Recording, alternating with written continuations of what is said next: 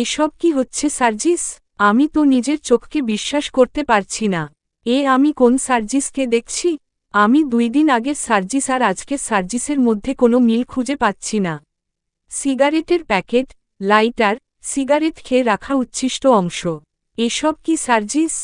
যেটা দেখতে পাচ্ছ সেটাই। কি হয়েছে তোমার? চোখ মুখের এই অবস্থা কেন? গতকালের পোশাক এখনও গায়ে রয়েছে। বাড়িতে অনুষ্ঠান হচ্ছে, অথচ তুমি এখানে মরার মতো পড়ে রয়েছ।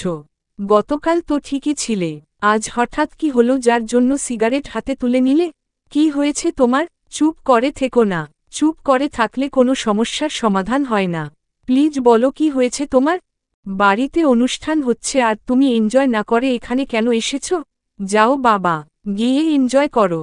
তোমার কাছে সময়ের অনেক দাম। আমার পেছনে অযথা তোমার মূল্যবান সময় নষ্ট করো না বাবা।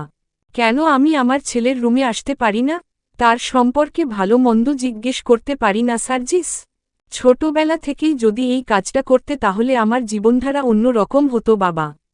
তোমার কাছে একটু সময়, ভালোবাসা চেয়েছি, অথচ তুমি আমাকে দিয়েছ শুধু টাকা। টাকা ছাড়া তোমার কাছ থেকে কোনো দিনও কিছু পাইনি বাবা। অথচ আমি টাকা চাইনি, চেয়েছি একটু ভালোবাসা, একটু আদর, একটু যত্ন। বাবা হয়ে কখনো কোনো চাওয়া পূরণ করনি আমার। কিন্তু এবারে আমার একটা চাওয়া পূরণ করবে বাবা? অবশ্যই করব। বল না কি লাগবে তোর? তুই যা যাস তাই পাবি। তুই শুধু একবার বল তোর কি লাগবে। আমি দেশে থাকব না বাবা। আমি যত দ্রুত সম্ভব কানাডা খালামণির কাছে চলে যেতে চাই বাবা। তুমি মতো দ্রুত সম্ভব আমার যাওয়ার ব্যবস্থা করে দাও। প্লিজ বাবা প্লিজ, আমি তোমার কাছে হাত জোড় করছি। সার্জিসের কথা শুনে হতবাক হয়ে গেল ফারুক মির্জা। তিনি স্পষ্ট বুঝতে পারছেন তার ছেলের উপর দিয়ে বড় কোনো ঝড় বয়ে গেছে। সেই ঝড়ে তার ছেলেটা দুমড়ে মুচড়ে শেষ হয়ে গিয়েছে। ছেলের এমন অসহায়ত্ব মেনে নিতে পারছেন না ফারুক মির্জা। তিনি সার্জিসকে আঁকড়ে ধরে বলল, তোর কি হয়েছে বাবা? বল না আমাকে। বাবাকে বলবি না? কি হয়েছে? কেন যাব এসব প্লিজ জানতে চেও না বাবা। এতদিন যখন আমার কথা শোনার মতো কোনো সময় তোমার হয়নি, তখন আজকেও তোমার সময় হবে না। তোমাকে যেটা বললাম তুমি সেটা করো বাবা।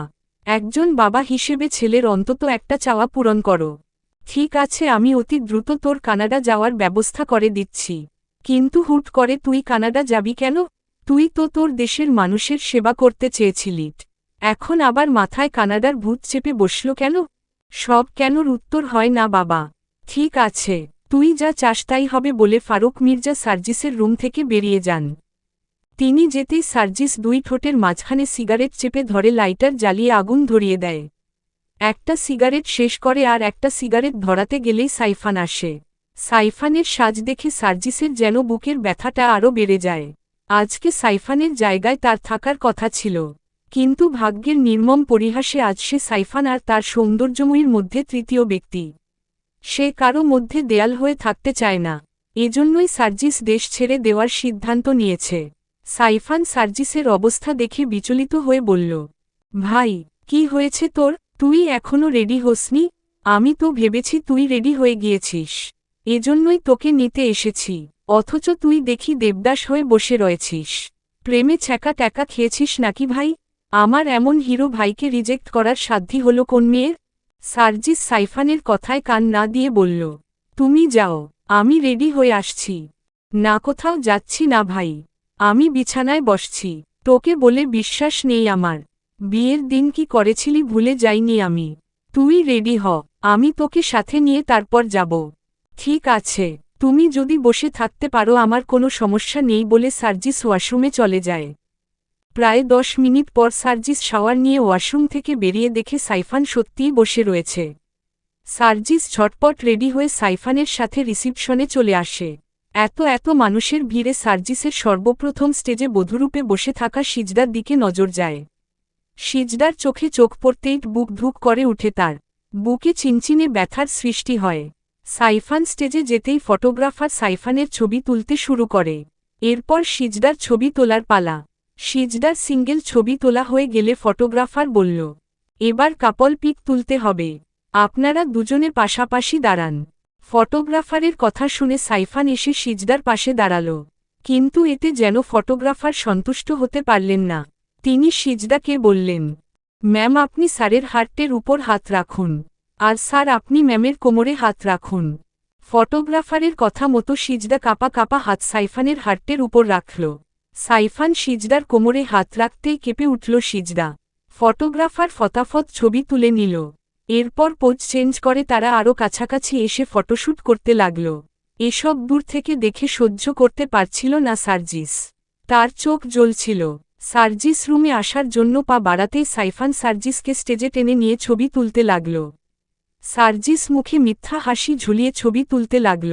তখনই তাথই এসে সার্জিসের পাশে দাঁড়িয়ে সার্জিসের হাতের মধ্যে নিজের হাত দিয়ে বলল, ফটোগ্রাফার ভাইয়া আমার আর সার্জিসের কিছু ছবি তুলে দিন, সুন্দর হয় যেন। সার্জিস কিছুটা বিরক্ত হয়ে তাথইর থেকে নিজের হাত ছাড়িয়ে নিয়ে বলল, এসব কোন ধরনের অসভ্যতা তাথই? অসভ্যতার কি দেখলে? জাস্ট হাত ধরেছি, চুমু তো আর দেইনি। তুমি এভাবে রিয়্যাক্ট করো কেন বলো তো? বুকে ব্যথা হয় তো আমার। Just shut up. লজ্জা করে না তোর? তোর মতো নির্লজ্জ বেহা মেয়ে আমি দুইটা দেখিনি। তোকে এতবার বলেছি তুই আমার চোখের সামনে আসবি না, এরপরও নির্লজ্জের মতো তুই এসে আমাকে ডিস্টার্ব করিস। Just disgusting. এখন যা খুশি বলে নাও। যখন তোমার ঘরের বউ হয়ে যাব, তখন কিন্তু কিছুই বলতে পারবে না, শুধু ভালোবাসবে, আদর করবে। না হলে কিন্তু আমি রাগ করে বাবার বাড়ি চলে যাবট। জেগে জেগে স্বপ্ন দেখা বাদ দে তাথই। আমি আগেও বলেছি, এখনও বলছি, তোর প্রতি আমার বিন্দুমাত্র ফিলিংস কাজ করে না। আমি তোকে স্বামীরার মতোই ভালোবাসি। একটাই তো মন, একটা নারীকে দিয়েছিলাম, দ্বিতীয় কোনো নারীকে এই মন দেওয়া আমার পক্ষে সম্ভব নয় বলে সার্জিস রিসিপশন থেকে বেরিয়ে যায়। সার্জিসের যাওয়ার পানে তাকিয়ে তাথই বলল, কি বলে গেল সার্জিস? দ্বিতীয় নারী মানে? সার্জিসের জীবনে কেউ এসেছিল? কিন্তু কে এসে? কি এমন রূপতী মেয়ে যে সার্জিসের মতো এটম বোমকে ছ্যাঁকা দিয়ে ব্যাকা করে দিল? ফটোশ্যুট চলছে তো চলছেই। সিজদার বিরক্ত লাগছে, কিন্তু মুখ ফুটে কিছু বলতে পারছে না। সিজদা বারবার প্রবেশদ্বার দেখছে তার মামা মামি এসেছে কিনা। সিজদা মন খারাপ করে এদিক ওদিক তাকাতেই দেখে তার মামা, মামি, ঐশ্বর্য, সালেহা খালা সবাই এসেছে। সবাইকে দেখে যেন কলিজা ঠান্ডা হয়ে যায় সিজদার। এতক্ষণে সিজদা স্বস্তির নিঃশ্বাস ফেলে। সালেহা বেগম দৌড়ে ছুটে এসে সিজদাকে জড়িয়ে ধরে সিজদার কপালে চুমু খেয়ে বলল, কেমন আছিস মা? খুব ভালা আছি খালা। তুমি কেমন আছো? বিয়ার পর আমি পর হয়ে গেছি তাই না খালা? একটুও খোঁজ নিলা না আমার। সব কুটুম চলে আইছে, অথচ তোমাগো কোনো খোঁজ খবর নাই। আমারে এত তাড়াতাড়ি পর কইরা দিলা খালা? পাগলি মাইয়ার কথা শোনো দেখি, তোমাগো আইতে এত দেরি হইল কে খালা? আমি সকাল থেইক্কা তোমাগো লাইগা পথ চাইয়া বইয়া রইছি, বারবার দেখতাছি তোমরা আইছো কিনা। আর কইস না মা, বাড়িতে যে নাটক চলতাছিল, ছোট ম্যাডাম বাড়িতে আইসা বাড়ি মাথায় তুইলা লইছিল। মাইয়া দা একদম উচ্ছন্নে চিলা গেছে, কোন অকাম কুকাম কইরা গা ঢাকা দিছিল তার ঠিক নেই। এসব কথা বাদ দাও খালা, তুমি কেমন আছো আগে তাই কও খালা। গতকাইল থেইক্কা ভালা ছিলাম না, শরীর দা ওই বাড়িতে থাকলেও মন দা তোর কাছে পড়েছিল, ইচ্ছে করছিল তোর কাছে ছুটে চলে আসি। এখন তোরে দেহনের পর থেইক্কা ভালা হয়ে গেছি, মনে হচ্ছে কত বছর পর তোর মুখ খান দেখতাছি। তোরেতে চেনাই যাইতেছে না, এককারে রানীর মতো লাগতাছে। এত বড় বাড়ি, এত দামি গয়না, এত দামি পোশাক, দেখে আমার চোখ ভরে গেছে রে মা। বাড়ির সবাই কেমন আচরণ করছে তোর সাথে? গালমন্দ করছে নাকি আবার? না খালা, এ বাড়ির সবাই অনেক ভালা, আমারে সবাই আপন করে নিছে। মনে হচ্ছে আমি যেন তাদের কত দিনের চেনা। আমি তাদের আপন কেউ, সবাই খুব ভালা খালা। মাইয়া মানুষ সুখে আছে, এইডা শুনতেও ভালা লাগে। সালেহা বেগমকে কথা বলতে দেখে রাশেদ চৌধুরী, বিথি চৌধুরী, ঐশ্বর্য সবাই সিজদার দিকে এগিয়ে আসে। রাশেদ চৌধুরী সিজদাকে বুকে জড়িয়ে ধরে কপালে আলতো চুমু খেয়ে বলল, কেমন আছিস মা? ভালো আছি মামু, তুমি কেমন আছো? তোকে দেখার পর থেকে অনেক ভালো হয়ে গেছি আমি। তোকে একজন উপযুক্ত মানুষের হাতে তুলে দিতে পেরেছি। সাইফান তোকে অনেক ভালো রাখবে। তোকে আমি একটা নতুন জীবন দিতে পেরেছি। এখন আমি মরেও শান্তি পাব রে মা। মরার কথা কইবা না মামু, আমার কষ্ট লাগে। ঠিক আছে মা, আর কখনোই বলবো না বলে রাদেশ চৌধুরী এটা ওটা জিজ্ঞেস করে ফারুক মির্জার সাথে দেখা করতে চলে যান। তিনি যেতেই ঐশ্বর্য সিজদাকে পিঞ্চ মেরে বলল, অনেক মেয়েদের সোনার কপাল হতে শুনেছি, কিন্তু তোর তো ডায়মন্ডের কপাল রে সিজদা। রাজা, রাজকুমার, রাজত্ব সবই তো তোর হাতে। আমি তো ভাবতেও পারছি না তুই এই বাড়ির বউ। তুই কখনো ভেবেছিলি কাজের মেয়ে হয়ে এত বড় বাড়ির বউ হয়ে আসতে পারবি? এসব কিছু হয়েছে আমার জন্য। চিন্তা করিস না, খুব শীঘ্রই আমি এই বাড়ির বউ হয়ে আসব। এ বাড়ির বড় ছেলে সার্জিস মির্জার বউ। সার্জিস মির্জার বউ কথাটা শুনে চমকে উঠল সিজদা। সিজদা মনে মনে বলল, আমি তো জানতামই না যে ডাক্তারবাবুর নামই সার্জিস মির্জা। দাদি যান ডাক্তারবাবুর সাথেই আমার বিয়ে ঠিক করেছিলেন। ডাক্তারবাবুই সেই পুরুষ যাকে নিয়ে ঘর বাঁধার স্বপ্ন দেখেছিলাম আমি। অথচ তিনি আমাকে বিয়ে করতে চাননি। আর চাইবেনই বা কেন? আমি তো তার যোগ্য না। আমি জানতাম সে আমাকে বিয়ে করবে না। সে তার লেভেলের কোন মেয়েকে বিয়ে করবে। আর সেটাই হলো। যাই হোক, এখন আমি অন্য কারো বউ। তার কথা ভেবে কোনো কাজ নেই আমার। তবে তার প্রতি আমার কৃতজ্ঞতা সারা জীবনের জন্য। সিজদার থেকে কোনো রেসপন্স না পেয়ে ঐশ্বর্য আবারও বলল, বড়লোক বাড়ির বউ হয়ে অহংকারে মাটিতে পা পড়ছে না তোর। আমার প্রশ্নের উত্তর দেওয়ারও প্রয়োজন মনে করছিস না। আমি সার্জিসের বউ হয়ে এই বাড়িতে আসা মাত্রই তোর সব অহংকার ফানুস হয়ে যাবে। তুই আবার আমার চাকরানি হয়ে যাবি। যার স্থান যেখানে তাকে সেখানেই মানায়। ঠিক বলেছেন ম্যাডাম, যেমন আপনার স্থান জেলখানায়, আপনাকে জেলখানাতেই মানাবে। পুরুষালী কণ্ঠস্বর শুনে সবাই পেছনে তাকিয়ে দেখে দরজায় পুলিশ দাঁড়িয়ে রয়েছে। পুলিশ দেখে ভয় পেয়ে যায় ঐশ্বর্য। ঐশ্বর্য বিথি চৌধুরীকে শক্ত করে আঁকড়ে ধরে। বিথি চৌধুরীর চোখে মুখে ও ভয়ে স্পষ্ট ছাপ ফুটে উঠেছে। তিনি ঐশ্বর্যকে বুকের সাথে মিশিয়ে নিয়ে বললেন, প্যানিক করো না বেবি, আমি আছি তো। আমি তোমার কিছুই হতে দিব না। তুমি একদম চিন্তা করো না। বিথি চৌধুরীর মুখের কথায় শান্ত হতে পারে না ঐশ্বর্য। আজকে নিজের ভুলের জন্য নিজেকেই পস্তাতে হচ্ছে। বিথি চৌধুরী ঐশ্বর্যকে বারবার বলেছিল সে যেন রংপুর তার খালামণির বাসার গা ঢাকা দিয়ে থাকে। কিন্তু ঐশ্বর্য বিথি চৌধুরীর কথা না শুনে রংপুর থেকে চলে এসেছে। শুধু তাই নয়, বিথি চৌধুরী ঐশ্বর্যকে হালিমা মঞ্জিলে নিয়ে আসতে চায়নি। ঐশ্বর্য বাড়িতে ঝামেলা করে জোর করেই চলে এসেছে। ঐশ্বর্য ভাবতেই পারেনি পুলিশ ব্যাপার টানিত জল ঘোলা করবে। হালিমা মঞ্জিলে পুলিশ দেখে অবাক হয়ে যান হালিমা বেগম। তিনি এগিয়ে এসে বললেন, এসব কি হচ্ছে অফিসার? আজকে আমাদের বাড়িতে একটা অনুষ্ঠান রয়েছে। এত গেস্ট, এরই মধ্যে বিনা নোটিশে, বিনা পারমিশনে পুলিশ কেন? আপনাকে কে আসতে বলেছে? উদ্ধৃতি চিহ্ন। Sorry to say madam, but অপরাধী যেখানে থাকবে পুলিশও সেখানেই থাকবে। এটাই তো স্বাভাবিক, তাই না? আর এই কেসটাতে আপনারা না চাইতেও জড়িয়ে পড়েছেন। তাই বাধ্য হয়ে এমন একটা দিনে আমাদের আসতে হয়েছে ম্যাডাম। এজন্য আমি সত্যিই দুঃখিত, বাট ইটস মাই ডিউটি। আসতেই হতো আমাদের। কী কারণে এসেছেন সেটা বলুন। আর যত দ্রুত সম্ভব কেস সলভ করুন। এখানে কোনো সিন ক্রিয়েট হোক, সেটা আমি চাচ্ছি না। ঐশ্বর্য চৌধুরীকে আমরা বেশ কিছুদিন থেকে খুঁজছি, কিন্তু তাকে খুঁজে পাওয়া যাচ্ছিল না। এমনকি তার নাম্বার ট্র্যাক করেও কোনো লাভ হয়নি। লোকেশন চৌধুরী ভিলাতে ছিল, কিন্তু সে চৌধুরী ভিলায় ছিল না। তবে চৌধুরী ভিলার উপর আমাদের নজর ছিল। ওই বাড়িতে কে কখন আসছে কে কখন যাচ্ছে সবটাই আমাদের নজরে ছিল। আমরা জানতে পেরেছি ঐশ্বর্য চৌধুরী এই বাড়িতে আছেন। আমরা ঐশ্বর্য চৌধুরীকে অ্যারেস্ট করতে এসেছি। আমাদের কাছে অ্যারেস্ট ওয়ারেন্ট আছে। পুলিশ অফিসারের কথা শুনে রাশেদ চৌধুরী হতবাক হয়ে যান। তিনি এগিয়ে এসে বললেন, এসব কি ধরনের কথা বলছেন অফিসার? আমার মেয়েকে অ্যারেস্ট করবেন মানে? কি করেছে আমার মেয়ে? কিসের ভিত্তিতে আপনি আমার মেয়েকে অ্যারেস্ট করতে এসেছেন?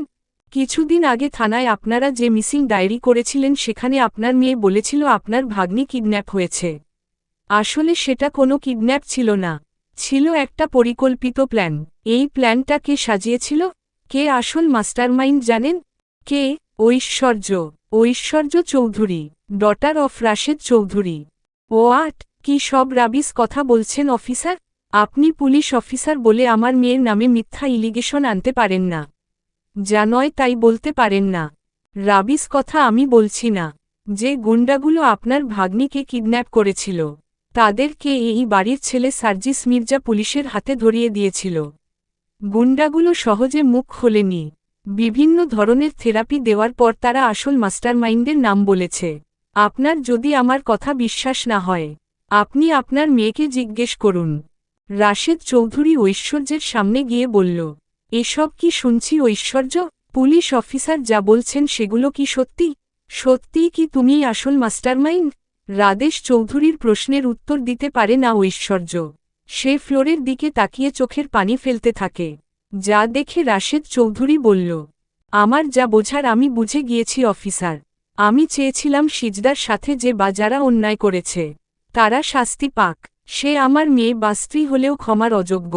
আপনারা ঐশ্বর্য চৌধুরীকে নিয়ে যান অফিসার। রাশেদ চৌধুরীর কথায় বিথি চৌধুরী তেতে উঠে বলল, কেমন বাবা তুমি? কোথায় মেয়েকে রক্ষা করবে? তা নয় তো নিজের মেয়েকে পুলিশের হাতে তুলে দিচ্ছ তুমি?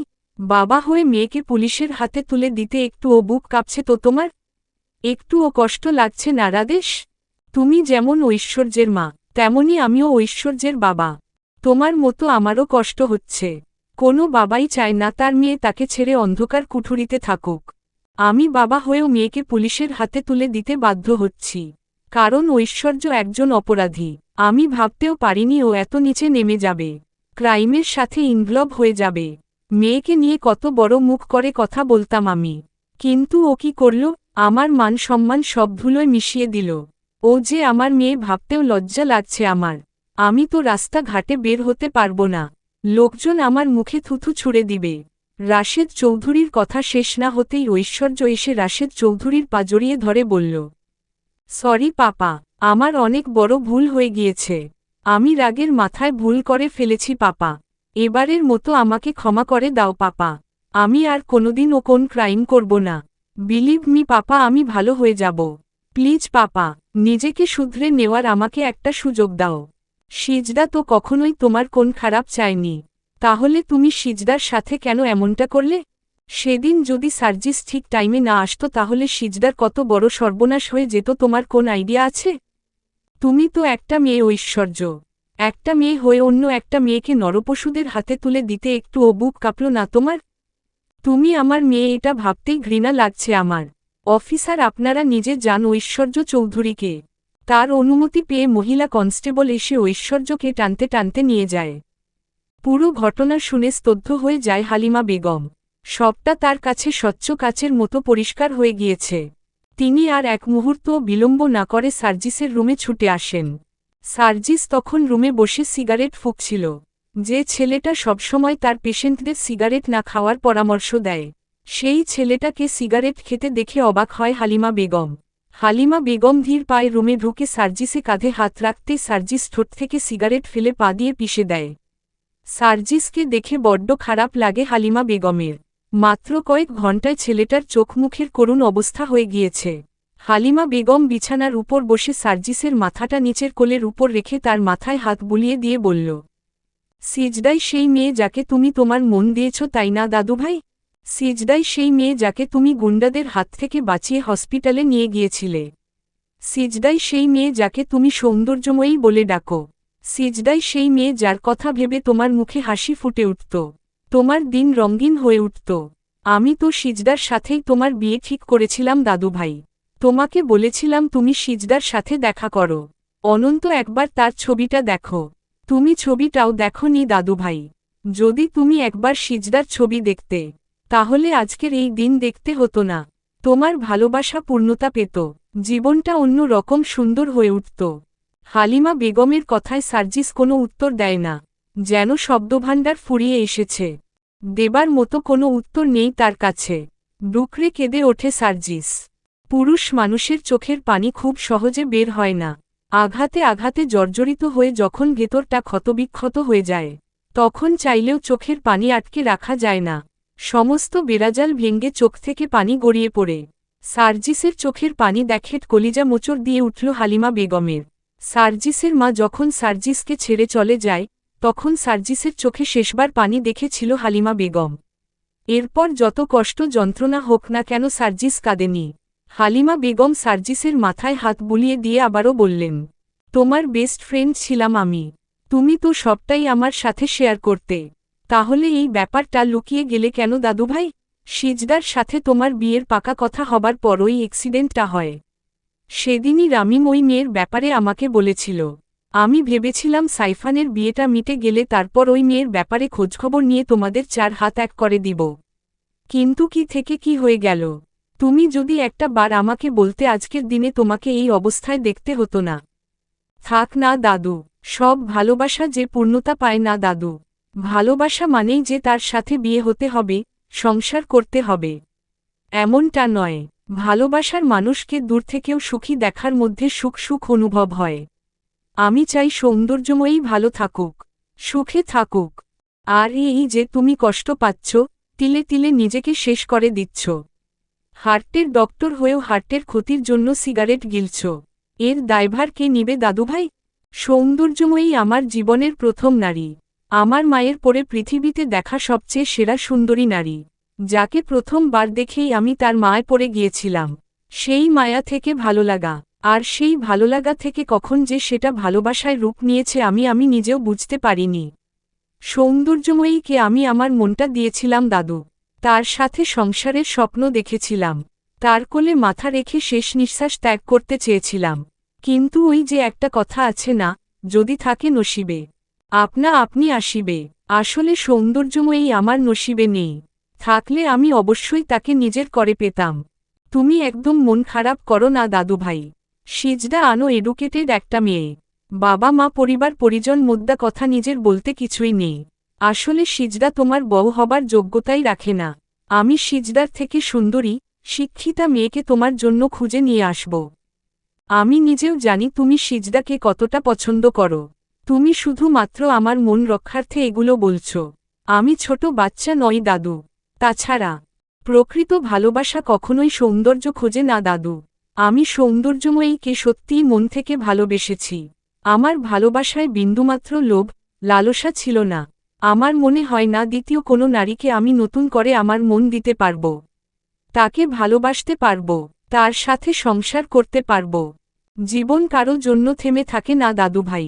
তুমি তোমার ভালোবাসার মানুষকে নিজের করে পাওনি বলে এটা নয় যে তোমার জীবন শেষ হয়ে গিয়েছে।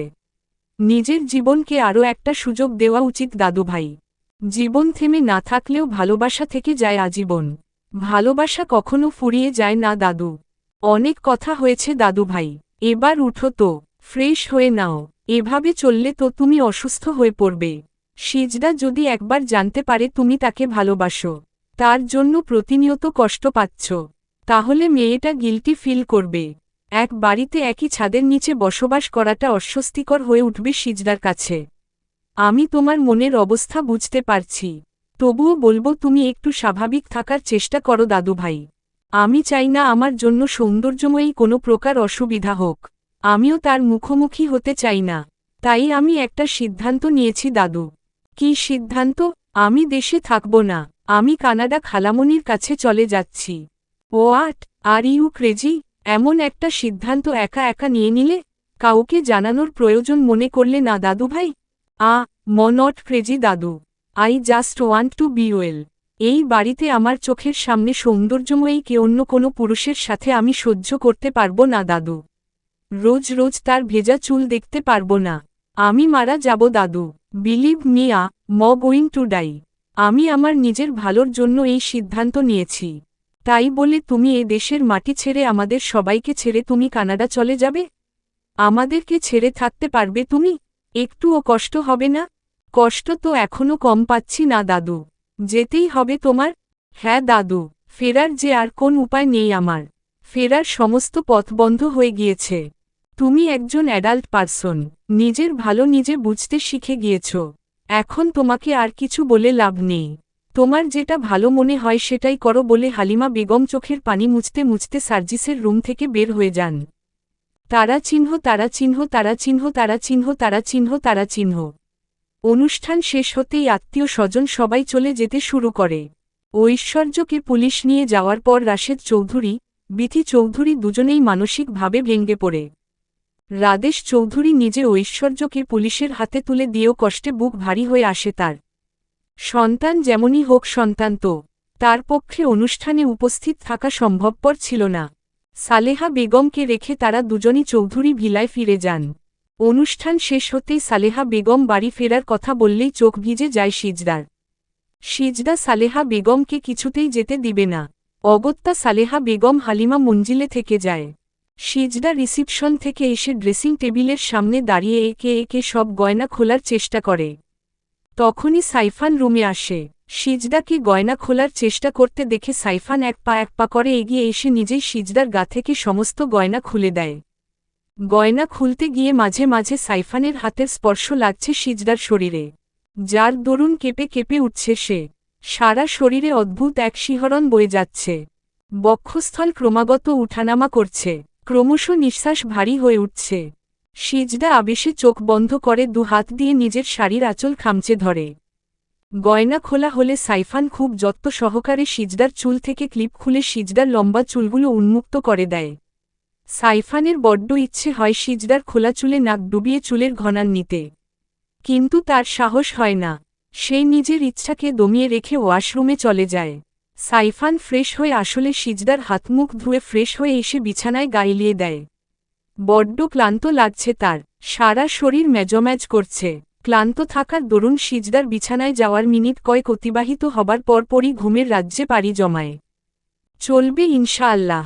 সাইফান সিজদার পাশে বসে সিজদার ঘুমন্ত মুখের দিকে তাকিয়ে থাকে কিতক্ষণ।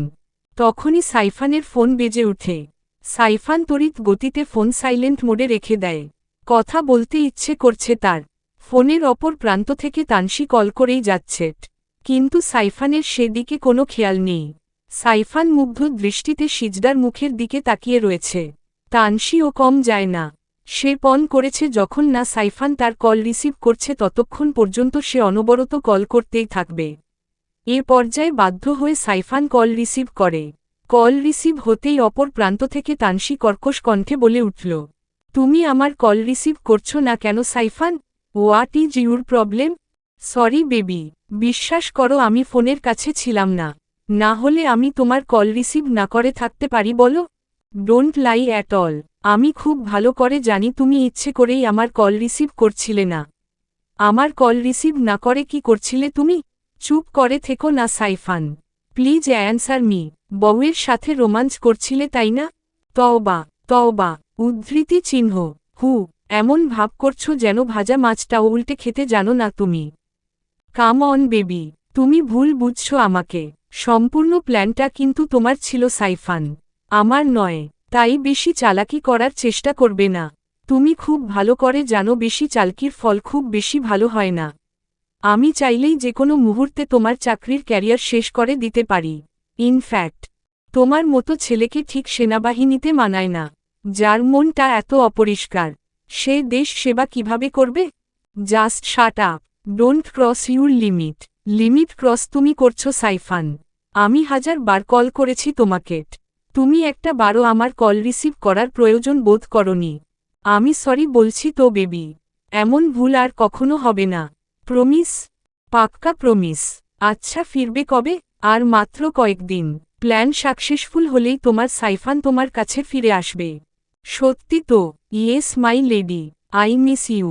I miss you too. By the way এতবার কল করেছ, কোনো ইমার্জেন্সি কেস নাকি?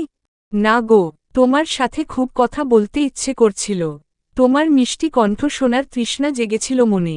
তৃষ্ণা মিটে গিয়েছে, এখন রাখছি। Bye, love you. Love you too বলে ফোন ড্রেসিং টেবিলের উপর রেখে সাইফান আবারও সিজদার পাশে এসে বসল। সিজদার ঘুমন্ত মুখের দিকে তাকিয়ে গুনগুন করে গাইতে শুরু করল, বড় মায়া মায়া লাগে গো তোমায় দেখিতে। বড় মায়া মায়া লাগে গো তোমায় দেখিতে।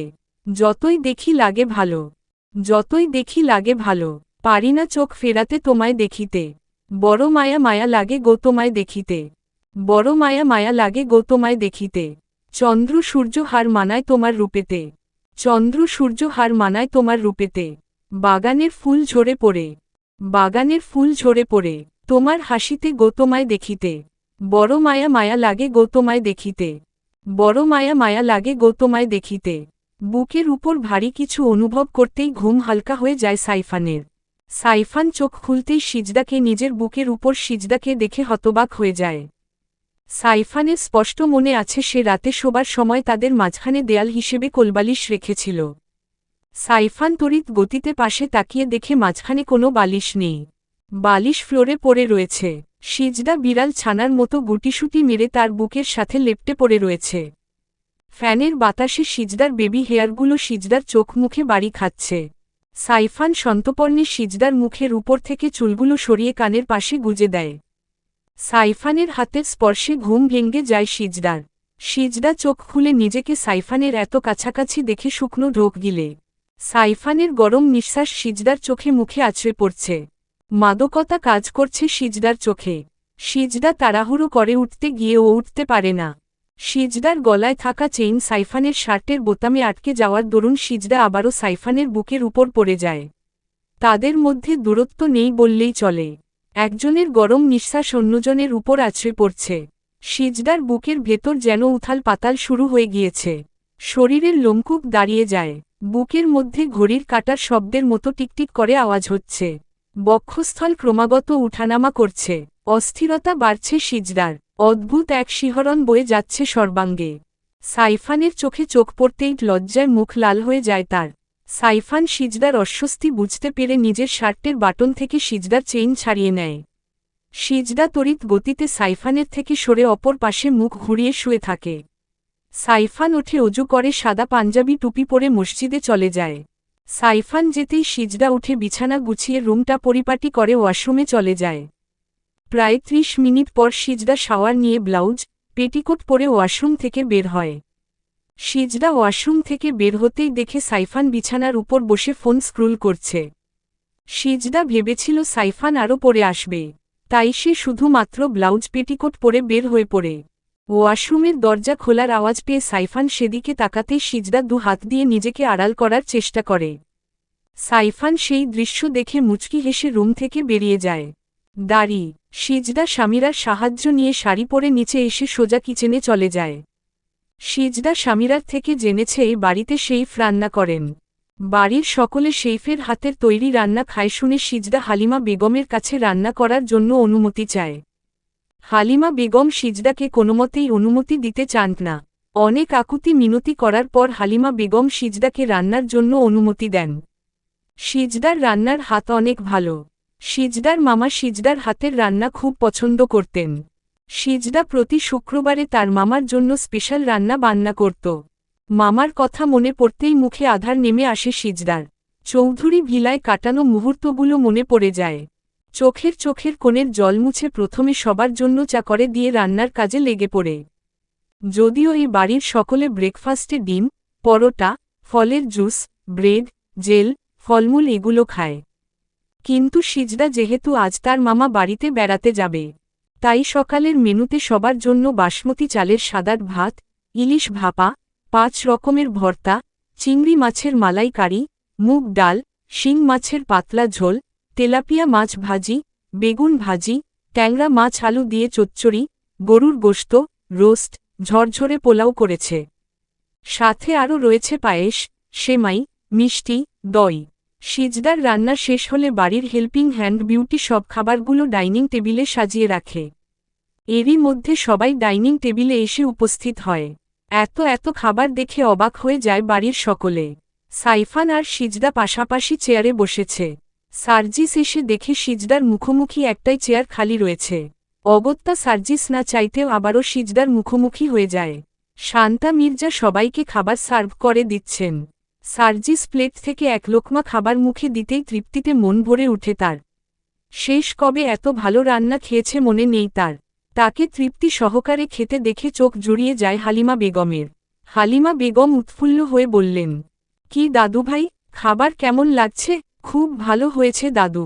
সার্জিসের কমপ্লিমেন্ট পেয়ে সামিরা বলে উঠল, ভালো তো হবেই, দেখতে হবে না রান্নাটা কে করেছে। বৌমনি আজকে নিজে হাতে আমাদের সকলের জন্য এত মজাদার খাবার রান্না করেছে। প্রতিটা আইটেম যা হয়েছে না, একদম চেপে পুটে খাওয়ার মতো। সার্জিস এতক্ষণ তৃপ্তি নিয়ে খাচ্ছিল, কিন্তু যখনই শুনল সব রান্না সিজদা করেছে, তখন আর সেই খাবার সার্জিসের গলা দিয়ে নামতে চাইল না। সার্জিস খাবার ছেড়ে উঠে সোজা হালিমা মঞ্জিল থেকে বেরিয়ে যায়। সার্জিসের এহেন কার্যে উপস্থিত সবাই হতভম্ব হয়ে গেল। যে ছেলেটা এতক্ষণ তৃপ্তি নিয়ে খাবার খাচ্ছিল হুট করে তার কি এমন হলো যে তাকে খাবার ছেড়ে উঠে চলে যেতে হলো? প্রশ্নটা সবার মনের কোণে উকি দিচ্ছে। সার্জিসের খাবার ছেড়ে উঠে যাওয়ার কারণ কেউ বুঝতে না পারলেও হালিমা বেগম ঠিকই বুঝতে পারলেন। তিনি খাবার চিবোতে চিবোতে মনে মনে বললেন, কেউ না জানলেও আমি জানি তোমার বুকের ভেতর কেমন ঝড় চলছে। তুমি ঠিক কতটা কষ্ট পাচ্ছ। নিজেকে ভালোবাসার মানুষকে অন্য কারো হতে দেখা মৃত্যুর যন্ত্রণার থেকে কম কিছু নয়। ভেতরটা দুমড়ে মুচড়ে শেষ হয়ে যাচ্ছে তোমার, তবুও মিথ্যা হাসি মুখে ঝুলিয়ে ভালো থাকার ড্রামা করতে হচ্ছে। জীবন যে নাটকের থেকেও নাটকীয় দাদুভাই। প্রতিনিয়ত আমাদের ভালো থাকার নাটক করে যেতে হয়। সবটা হয়েছে আমার জন্য। আমি যে এই দৃশ্য সহ্য করতে পারছি না। হাসি খুশি প্রাণবন্ত ছেলেটা চোখের সামনে শেষ হয়ে যাচ্ছে। আমি দুচোখে দেখে যাওয়া ছাড়া কিছুই করতে পারছি না। দাদুভাইয়ের এই অবস্থার জন্য আমি দায়ী। আমি কেন তোমার মন পড়তে পারলাম না দাদুভাই? এই অপরাধবোধ আমাকে কুরে কুরে খাচ্ছে। আমি আমার নিজেকে ক্ষমা করব কিভাবে? তারা চিহ্ন তারা চিহ্ন তারা চিহ্ন তারা চিহ্ন তারা চিহ্ন তারা চিহ্ন। চৌধুরী ভিলায় যাওয়ার জন্য সিজদা সাইফান দুজনেই রেডি হয়ে বসে আছে। তাদের সাথে স্বামীরাও যাবে। তারা রেডি হয়ে বসে থাকলেও স্বামীরার এখনও সাজগোজ হয়নি, যার দরুন সিজদা সাইফান দুজনেই অপেক্ষা করছে। তখনই সাইফানের ফোন বেজে ওঠে। সাইফান ফোনের স্ক্রিনে মাই হার্ট তার পাশে লাভ ইমোজি দেওয়া নামটা জ্বলজ্বল করতে দেখে অনেকটা অপ্রস্তুত হয়ে যায়। সে আর চোখে সিজদার দিকে তাকায়, যদি সিজদা নামটা দেখে নেয়। এই ভয়টা পাচ্ছিল সাইফান, কিন্তু পরক্ষণেই মনে পড়ল সিজদা তো ইংরেজি পড়তে পারে না। হাফ ছেড়ে বাঁচল সাইফান সন্তপর্ণে সিজদার থেকে সরে এসে অনিচ্ছা সত্ত্বেও কল রিসিভ করল। ইদানিং তানসির কল রিসিভ করতে ইচ্ছে করে না সাইফানের, কেমন জানি ডিস্টার্ব ফিল করে। সাইফান কল রিসিভ করে কিছুক্ষণ তানসির সাথে কথা বলে আবারও রুমে ফিরে আসে। সামিরা তখনও রেডি হয়ে আসেনি। প্রায় 30 মিনিট অপেক্ষা করার পর সামিরা রেডি হয়ে আসে। সামিরাকে দেখে সাইফান সামিরার দিকে এগিয়ে এসে বলল, কি হয়েছে বোন, তোর চোখ মুখের এই অবস্থা কেন? মনে হচ্ছে অনেক সময় ধরে কান্না করেছিস। সাইফানের কথা শুনে সামিরা সাইফানকে জড়িয়ে ধরে কান্না করে দিল, কিন্তু কিছু বলছে না দেখে সাইফান আবারও বলল, ভাইয়াকে বলবি না কি হয়েছে? সামিরা চোখ মুছে বলল, কিছু হয়নি ভাইয়া, চলো। চল বলে সাইফান সিজদা সবার থেকে বিদায় নিয়ে তাদের নিজস্ব গাড়ি নিয়ে বেরিয়ে পড়ল। সামনের সিটে সাইফান আর সিজদা বসল, আর পেছনে সালেহা বেগম আর সামিরা। সাইফান গাড়ি স্টার্ট দিতে যাবে তখন লক্ষ্য করল সিজদা সিট বেল্ট বাঁধেনি। সাইফান সিজদার দিকে ঝুঁকে গিয়ে সিজদার সিট বেল্ট বেঁধে দিল। সাইফানের এহেন কার্যে সিজদার কিছুদিন আগের ঘটনা মনে পড়ে গেল। সিজদা মনে বলল, আপনার আর ডাক্তার বাবুর মাঝে অনেক মিল পাই আমি। ডাক্তারবাবুও ঠিক এইভাবে আমার সিট বেল্ট বেঁধে দিছিল, কিন্তু ডাক্তারবাবু তখন না খেয়ে উঠে গেল কেন? প্রথমে তো ঠিকই খাচ্ছিল, পরে যখন জানতে পারল আমি সব রান্না করেছি, তখন আর খেল না। আমার সাথে ভালো কইরা কথাও কইল না, যেন আমাকে সে চিনেই না। আমি তার অপরিচিত কেউ। তিনি আমার সাথে এমন আচরণ করছেন কেন? সে কি কোনো কারণে আমার উপর রেগে আছে? কিন্তু কেন, কি করেছিটা আমি? সাইফান ড্রাইভিং এর ফাঁকে সিজদার দিকে তাকিয়ে দেখে সে গভীর মনোযোগ দিয়ে কিছু একটা ভাবছে। সাইফান সিজদাকে কয়েকবার সিজদা বলে ডাক দিল, কিন্তু সিজদা রেসপন্স করল না দেখে সাইফান একটু জোরেই সিজদা বলে উঠল, যেটা কর্ণকুহরে প্রবেশ করতেই কেঁপে উঠল সিজদা। সিজদা থতমত খেয়ে বলল, কি কিছু বলছেন? সেই কখন থেকে তোমাকে ডেকে চলেছি, কিন্তু তোমার কোন সারা শব্দ নেই। কি এত ভাবছ বলো তো? উদ্ধৃতি চিহ্ন। কিছু না তো। ঘুম আসছে? সাইফান কাঁধ দেখিয়ে বলল, কাঁধে মাথা রেখে ঘুমোতে পারো, আমি কিছু মনে করব না। সিজদা মুচকি হেসে সাইফানের কাঁধে মাথা রাখতে যাবে তার আগেই সামিরা পেছনে থেকে বলল, বৌমনি আমি সালেহা খালা দুজনে পেছনে আছি, আমাদের কথা ভুলে যেও না আবার। সামিরার কথা শুনে সিজদা লজ্জা পেয়ে দুহাতে মুখ ঢেকে নিয়ে মনে মনে বলল, ইস, আমি তো সামিরা আর সালেহা খালার কথা বেমালুম ভুলে গেছিলাম। কি না কি মনে করল তারা। তারা চিহ্ন তারা চিহ্ন তারা চিহ্ন তারা চিহ্ন তারা চিহ্ন তারা চিহ্ন তারা চিহ্ন। গাড়ি চলছে আপন গতিতে। প্রকৃতির শীতল বাতাস সিজদার চোখে মুখে আছড়ে পড়ছে। প্রশান্তিতে ছেয়ে যাচ্ছে শরীর মন। বাতাসে সিজদার চুল কপালে এসে বাড়ি খাচ্ছে। সিজদা বিরক্তি নিয়ে বারবার চুলগুলো কানের পাশে গুজে দিচ্ছে। এক পর্যায়ে সিজদা চুল খোপা করতে গেলেই সাইফান বলল, পৃথিবীর সবচেয়ে সুন্দর দৃশ্য কি জানো? কি? একটা মিষ্টি মেয়ের চোখে মুখে খোলা চুল এসে বাড়ি খাচ্ছে, আর মেয়েটাকে বিরক্তি নিয়ে বারবার সেই চুল কানের পাশে গুজে দিতে দেখা। কথাটা কর্ণকুহরে প্রবেশ করতেই সিজদার মুখে হাসি ফুটে ওঠে। সিজদার চুলগুলো খোপা না করে ছেড়ে রাখে। রাস্তায় তাদের মধ্যে আর কোন কথা হয় না। গাড়িতে পিনপতন নীরবতা কাজ করে। ঘণ্টা খানেক পর গাড়ি এসে চৌধুরী ভিলার সামনে দাঁড়িয়ে যায়। সিজদা সাইফানকে দেখে খুশি হয়ে যায় রাদেশ চৌধুরী। তিনি সাইফানকে সাদরে গ্রহণ করেন। কিন্তু বিথি চৌধুরী খুশি হতে পারেন না। তার মুখে আধার নেমে এসেছে। যে মেয়ের জন্য আজ তার মেয়ে জেলে রয়েছে, তাকে বরণ করার কোনো ইচ্ছা ছিল না তার। তার ইচ্ছা করছিল বরণের সময়ই খাবারে বিষ মিশিয়ে দিতে, কিন্তু তিনি তার ইচ্ছেকে দমিয়ে রেখেছেন। রাশেদ চৌধুরীর জোড়াজুড়িতে তিনি এসে সাইফানকে মিষ্টি মুখ করিয়ে বাড়ির ভেতরে নিয়ে যান। কিন্তু ভুলেও সিজদার দিকে তাকিয়ে দেখেন না। এতে মনক্ষুণ্ণ হয় সিজদার। সালেহা বেগম ঐশ্বর্যের পাশের রুমে সিজদা সাইফানকে নিয়ে যান। রুমে প্রবেশ করতেই সাইফানের নাকে মিষ্টি একটা ঘ্রাণ এসে বাড়ি খায়। সাইফান বিছানায় বসে পুরো রুমে একবার চোখ বুলিয়ে নেয়।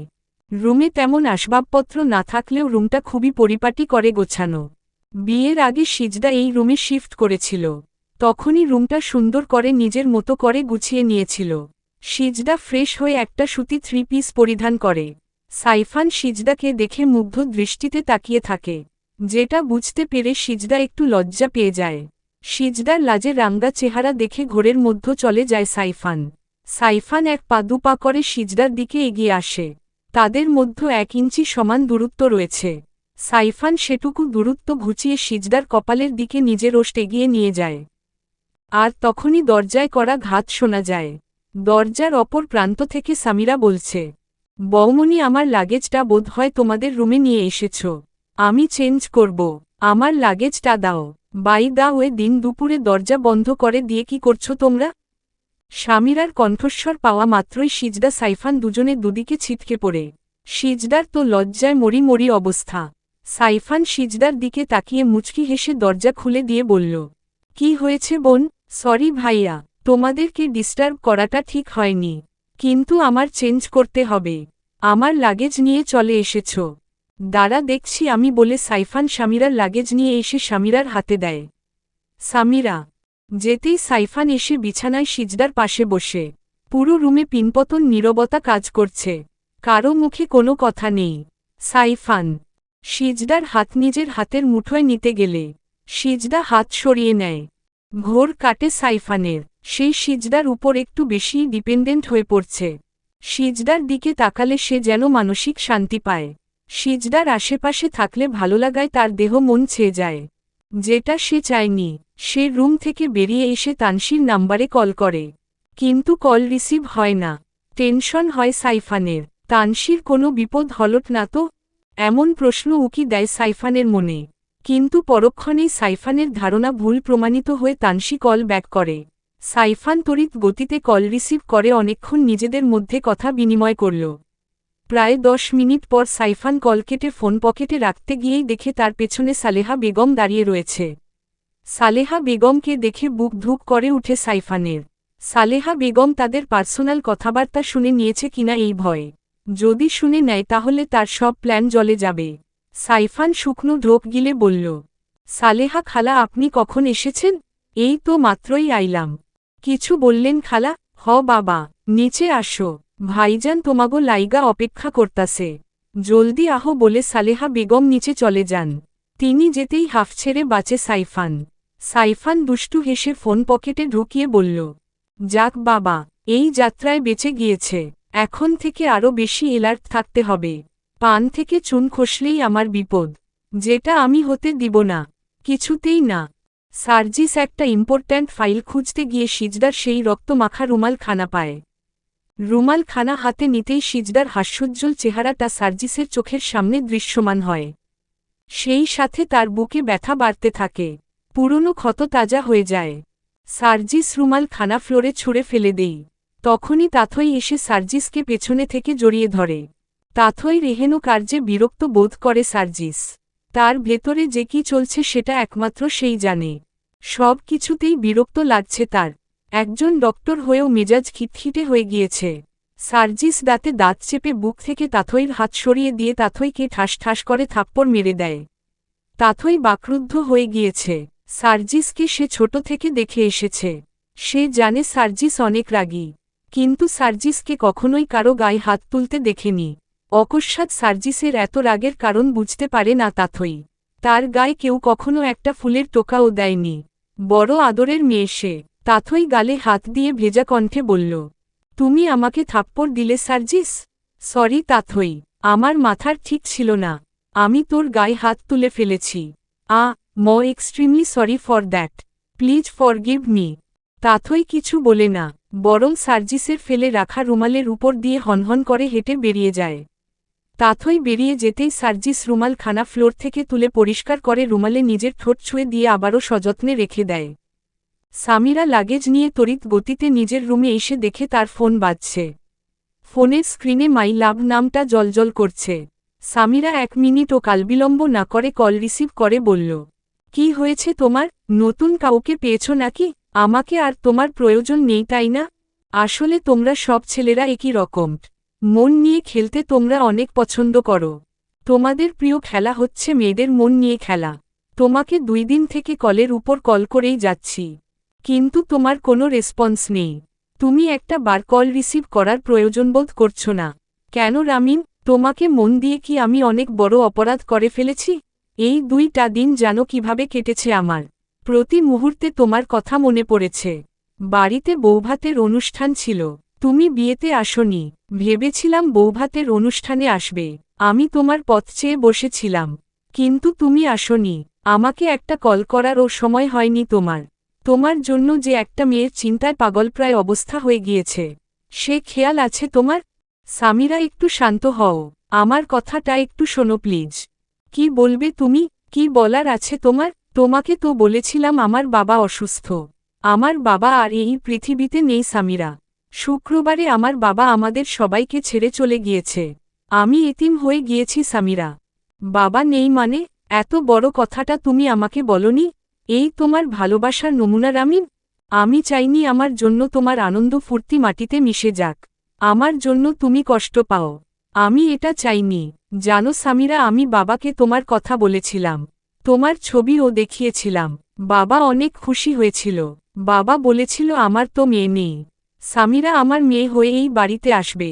বাবা বলেছিল একটু সুস্থ হলেই তোমাদের বাড়িতে যাবে, তোমার বাবার সাথে কথা বলবে, প্রয়োজনে তোমাকে ভিক্ষা চাইবে। কিন্তু কি থেকে কি হয়ে গেল? বাবা নামক বটগাছের ছায়াটা আমার মাথার উপর থেকে সরে গেল। আমি কি নিয়ে বাঁচব বলো তো? চিন্তা করো না রামিম, আমি তো আছি, সব ঠিক হয়ে যাবে। কিছু ঠিক হবে না সামিরা, তোমার আর আমার মিলন অসম্ভব। তুমি আমাকে ভুলে যাও সামিরা, আমি তোমার যোগ্য না। আমি জানি আমি কখনোই তোমাকে পাব না। আমার না আছে টাকা, না আছে ভালো চাকরি। যে চাকরিটা ছিল সেটাও বোধহয় হারাতে হবে। আমি তো নিজেই চলতে পারবো না, সেখানে তোমাকে বিয়ে করে কি খাওয়াবো বলো? তার থেকে ভালো হয় তুমি আমাকে ভুলে যাও। তোমার বাবা তোমাকে অনেক বড়লোক হ্যান্ডসাম ছেলের সাথে বিয়ে দিবে, তুমি অনেক সুখী থাকবে সামিরা। ভুলে যাব মানে কি? মামা বাড়ির আবদার নাকি? যখন প্রেম করছিলি তখন মনে ছিল না, এখন ভুলে যেতে বলছিস কোন সাহসে? আমি কার সাথে ভালো থাকবো কি থাকবো না সেটা তুই ঠিক করে দিবি নাকি? তুমি বুঝতে পারছো না সামিরা, তোমার বাবা কখনোই আমাদের সম্পর্ক মেনে নিবেন না। সার্জিস স্যার আমাদের রিলেশনের ব্যাপারে সবটা জানে। স্যার বলেছিল সে আমাদের বিয়ের ব্যবস্থা করে দিবে। আমিও স্যারের উপর ভরসা করেছিলাম, কিন্তু স্যার নিজেই তো কানাডা চলে যাচ্ছেন। হোয়াট? ভাইয়া কানাডা চলে যাচ্ছে মানে? কি বলছো এসব? তুমি যেটা শুনেছ সেটাই। স্যার আর বেশিদিন আমাদের মাঝে থাকবেন না, তিনি খুব তাড়াতাড়ি কানাডা পাড়ি জমাবেন। ভাইয়া কানাডা চলে যাচ্ছে, অথচ আমি জানি না। আসলে ভাইয়া কখনোই আমাকে নিজের বোন ভাবতে পারেনি, তাই তো এত বড় একটা কথা লুকিয়ে গিয়েছে। কিন্তু ভাইয়া হঠাৎ কানাডা যাচ্ছে কেন? তোমাকে কিছু বলেছে কি? না, স্যার এই ব্যাপারে আমাকে কিছুই বলেননি।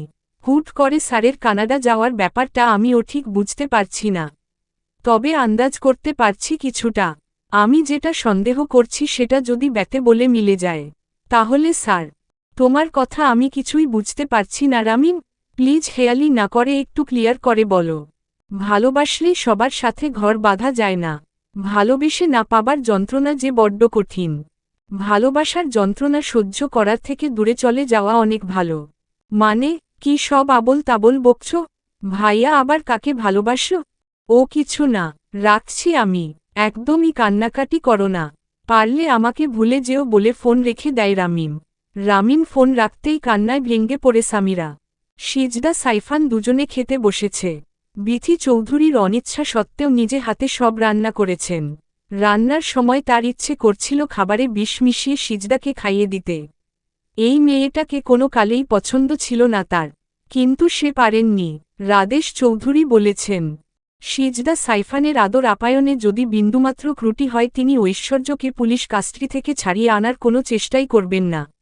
ঐশ্বর্যকে জেলে পচে মরতে হবে। মেয়ের কথা চিন্তা করে মুখে মিথ্যা হাসি ঝুলিয়ে বিথি চৌধুরী সিজদা সাইফানের আদর আপ্যায়নে ব্যস্ত হয়ে পড়েছেন। তাদের প্লেটে এটা ওটা তুলে দিচ্ছেন। সিজদা সাইফান দুজনেই তৃপ্তি নিয়ে খাচ্ছে। এমন সময় পাশের ফ্ল্যাট থেকে পাড়া প্রতিবেশীরা নতুন জামাই দেখতে আসে। সালেহা বেগম তাদেরকে দেখা মাত্রই কুশলাদি বিনিময় করে সাইফানের নিয়ে আসা মিষ্টি, দই নাস্তা দেন। সাইফানকে দেখে সকলে খুশি হন। তাদের মধ্যে থেকে একজন মহিলা বলে উঠল, মাশা আল্লাহ, জামাই বাবাজি তো অনেক সুন্দর দেখতে। আমাদের সিজদার সাথে খুব ভালো মানাইছে। সিজদাকে নিয়ে টেনশন হতো আমাদের। বাবা মা ছাড়া এতিম মেয়ে, কার সাথে বিয়ে হবে কি না হবে, মেয়েটা সুখী হতে পারবে কিনা, বড্ড চিন্তা হতো। কিন্তু তোমাদের দুজনকে একসাথে দেখে সেই চিন্তা দূর হয়ে গিয়েছে। দোয়া করি অনেক সুখী হও তোমরা। মুরব্বি হয়ে একটা কথা বলতে পারি, যদি সিজদা কিছু মনে না করিস। না না দাদি, আমি কিছুই মনে করব না। তুমি বলো কি বলবা? এখনকার যুগের মেয়েরা বিয়ের পর বছর বছর চলে যায়, কিন্তু বাচ্চা কাচ্চা নিতে চায় না। এটা কিন্তু ঠিক না। বাচ্চা কাচ্চা না থাকলে স্বামী স্ত্রীর মধ্যে ভালোবাসা বাড়ে নাকি? আর না বাচ্চা ছাড়া সংসার পরিপূর্ণ হয়। তুই তাড়াতাড়ি একটা বাচ্চা নিয়ে নে, দেখবি তোর বর থেকে শুরু করে শ্বশুর শাশুড়ি সবাই তোকে মাথায় করে রাখবে। সংসার পরিপূর্ণ হয়ে উঠবে। বাচ্চার কথা শুনে কাশি শুরু হয়ে যায় সাইফানের। সিজদার লজ্জায় মুখ লাল হয়ে উঠেছে। লজ্জায় সাইফানের দিকে তাকাতেও পারছে না। এদিকে সাইফানের কাশি থামছেই না। সিজদা নিজের লাজলজ্জা সাইডে রেখে সাইফানের দিকে পানির গ্লাস এগিয়ে দেয়। সাইফান এক নিঃশ্বাসে সবটুকু পানি শেষ করে। সাইফানের এই অবস্থা দেখে রাশেদ চৌধুরী এগিয়ে এসে বলল, কি হয়েছে বাবা, তুমি ঠিক আছো তো? জি মামা, তোমার কাছে আমার একটাই চাওয়া বাবা, আমার মেয়েটাকে তুমি কষ্ট দিও না। ছোটবেলা থেকে মেয়েটা অনেক কষ্ট সহ্য করে এসেছে। সিজদা যেমন আপনার ভাগ্নি, তেমনি আমারও স্ত্রী। সিজদাকে ভালো রাখার দায়িত্ব আমার। আমি সিজদার অতীত জানতে চাই না। সিজদার বর্তমানকে সুন্দর করে সাজিয়ে তোলা আমার দায়িত্ব। আমি আপনাকে কথা দিচ্ছি মামা। তিন কবুল বলে যখন সিজদার হাত ধরেছি, মৃত্যু ছাড়া সেই হাত কখনো কেউ আলাদা করতে পারবে না। সাইফানের কথা শুনে সিজদার খুশিতে চোখ ছলছল করে উঠল। এই মানুষটাকে যতটা ভালো ভেবেছিল তার থেকেও শতগুণ ভালো সে। সাইফানকে স্বামী রূপে পেয়ে নিজেকে সৌভাগ্যবান মনে করছে সিজদা। ছেলে হয়ে তোমার কাছে একটা আবদার করলাম, সেটাও পূরণ করতে পারলে না বাবা? আমি বুঝতে পারছি না তোর কানাডা যাওয়ার এত তাড়া কিসের? তুই তো গতকালই আমাকে বললি, একটু সময় তো দিবি নাকি? বাংলাদেশ থেকে বাইরের দেশে যাওয়া হাতের মোয়া নয় যে এক রাতের মধ্যে পেয়ে যাবি। আমাকে একটু সময় দে বাবা, আমি যথাসম্ভব চেষ্টা করছি। আমার যা বোঝার বোঝা হয়ে গিয়েছে বাবা, তোমার কোনো সাহায্যের প্রয়োজন নেই আমার। আমার ব্যাপার আমি নিজেই হ্যান্ডেল করব। তুই একদম তোর মায়ের মতো হয়েছিস। তোর মা যেমন আমাকে কখনো বুঝতে চায়নি, তেমনি তুইও আমাকে কখনোই বুঝতে চাস না। কথায় কথা বাড়ে বাবা, তুমি আমাকে মুখ খুলতে বাধ্য করো না বাবা। মা যখন আমাকে ছেড়ে চলে যায়, আমি যথেষ্ট বড় ছিলাম, সবটা বুঝতেও শিখেছিলাম।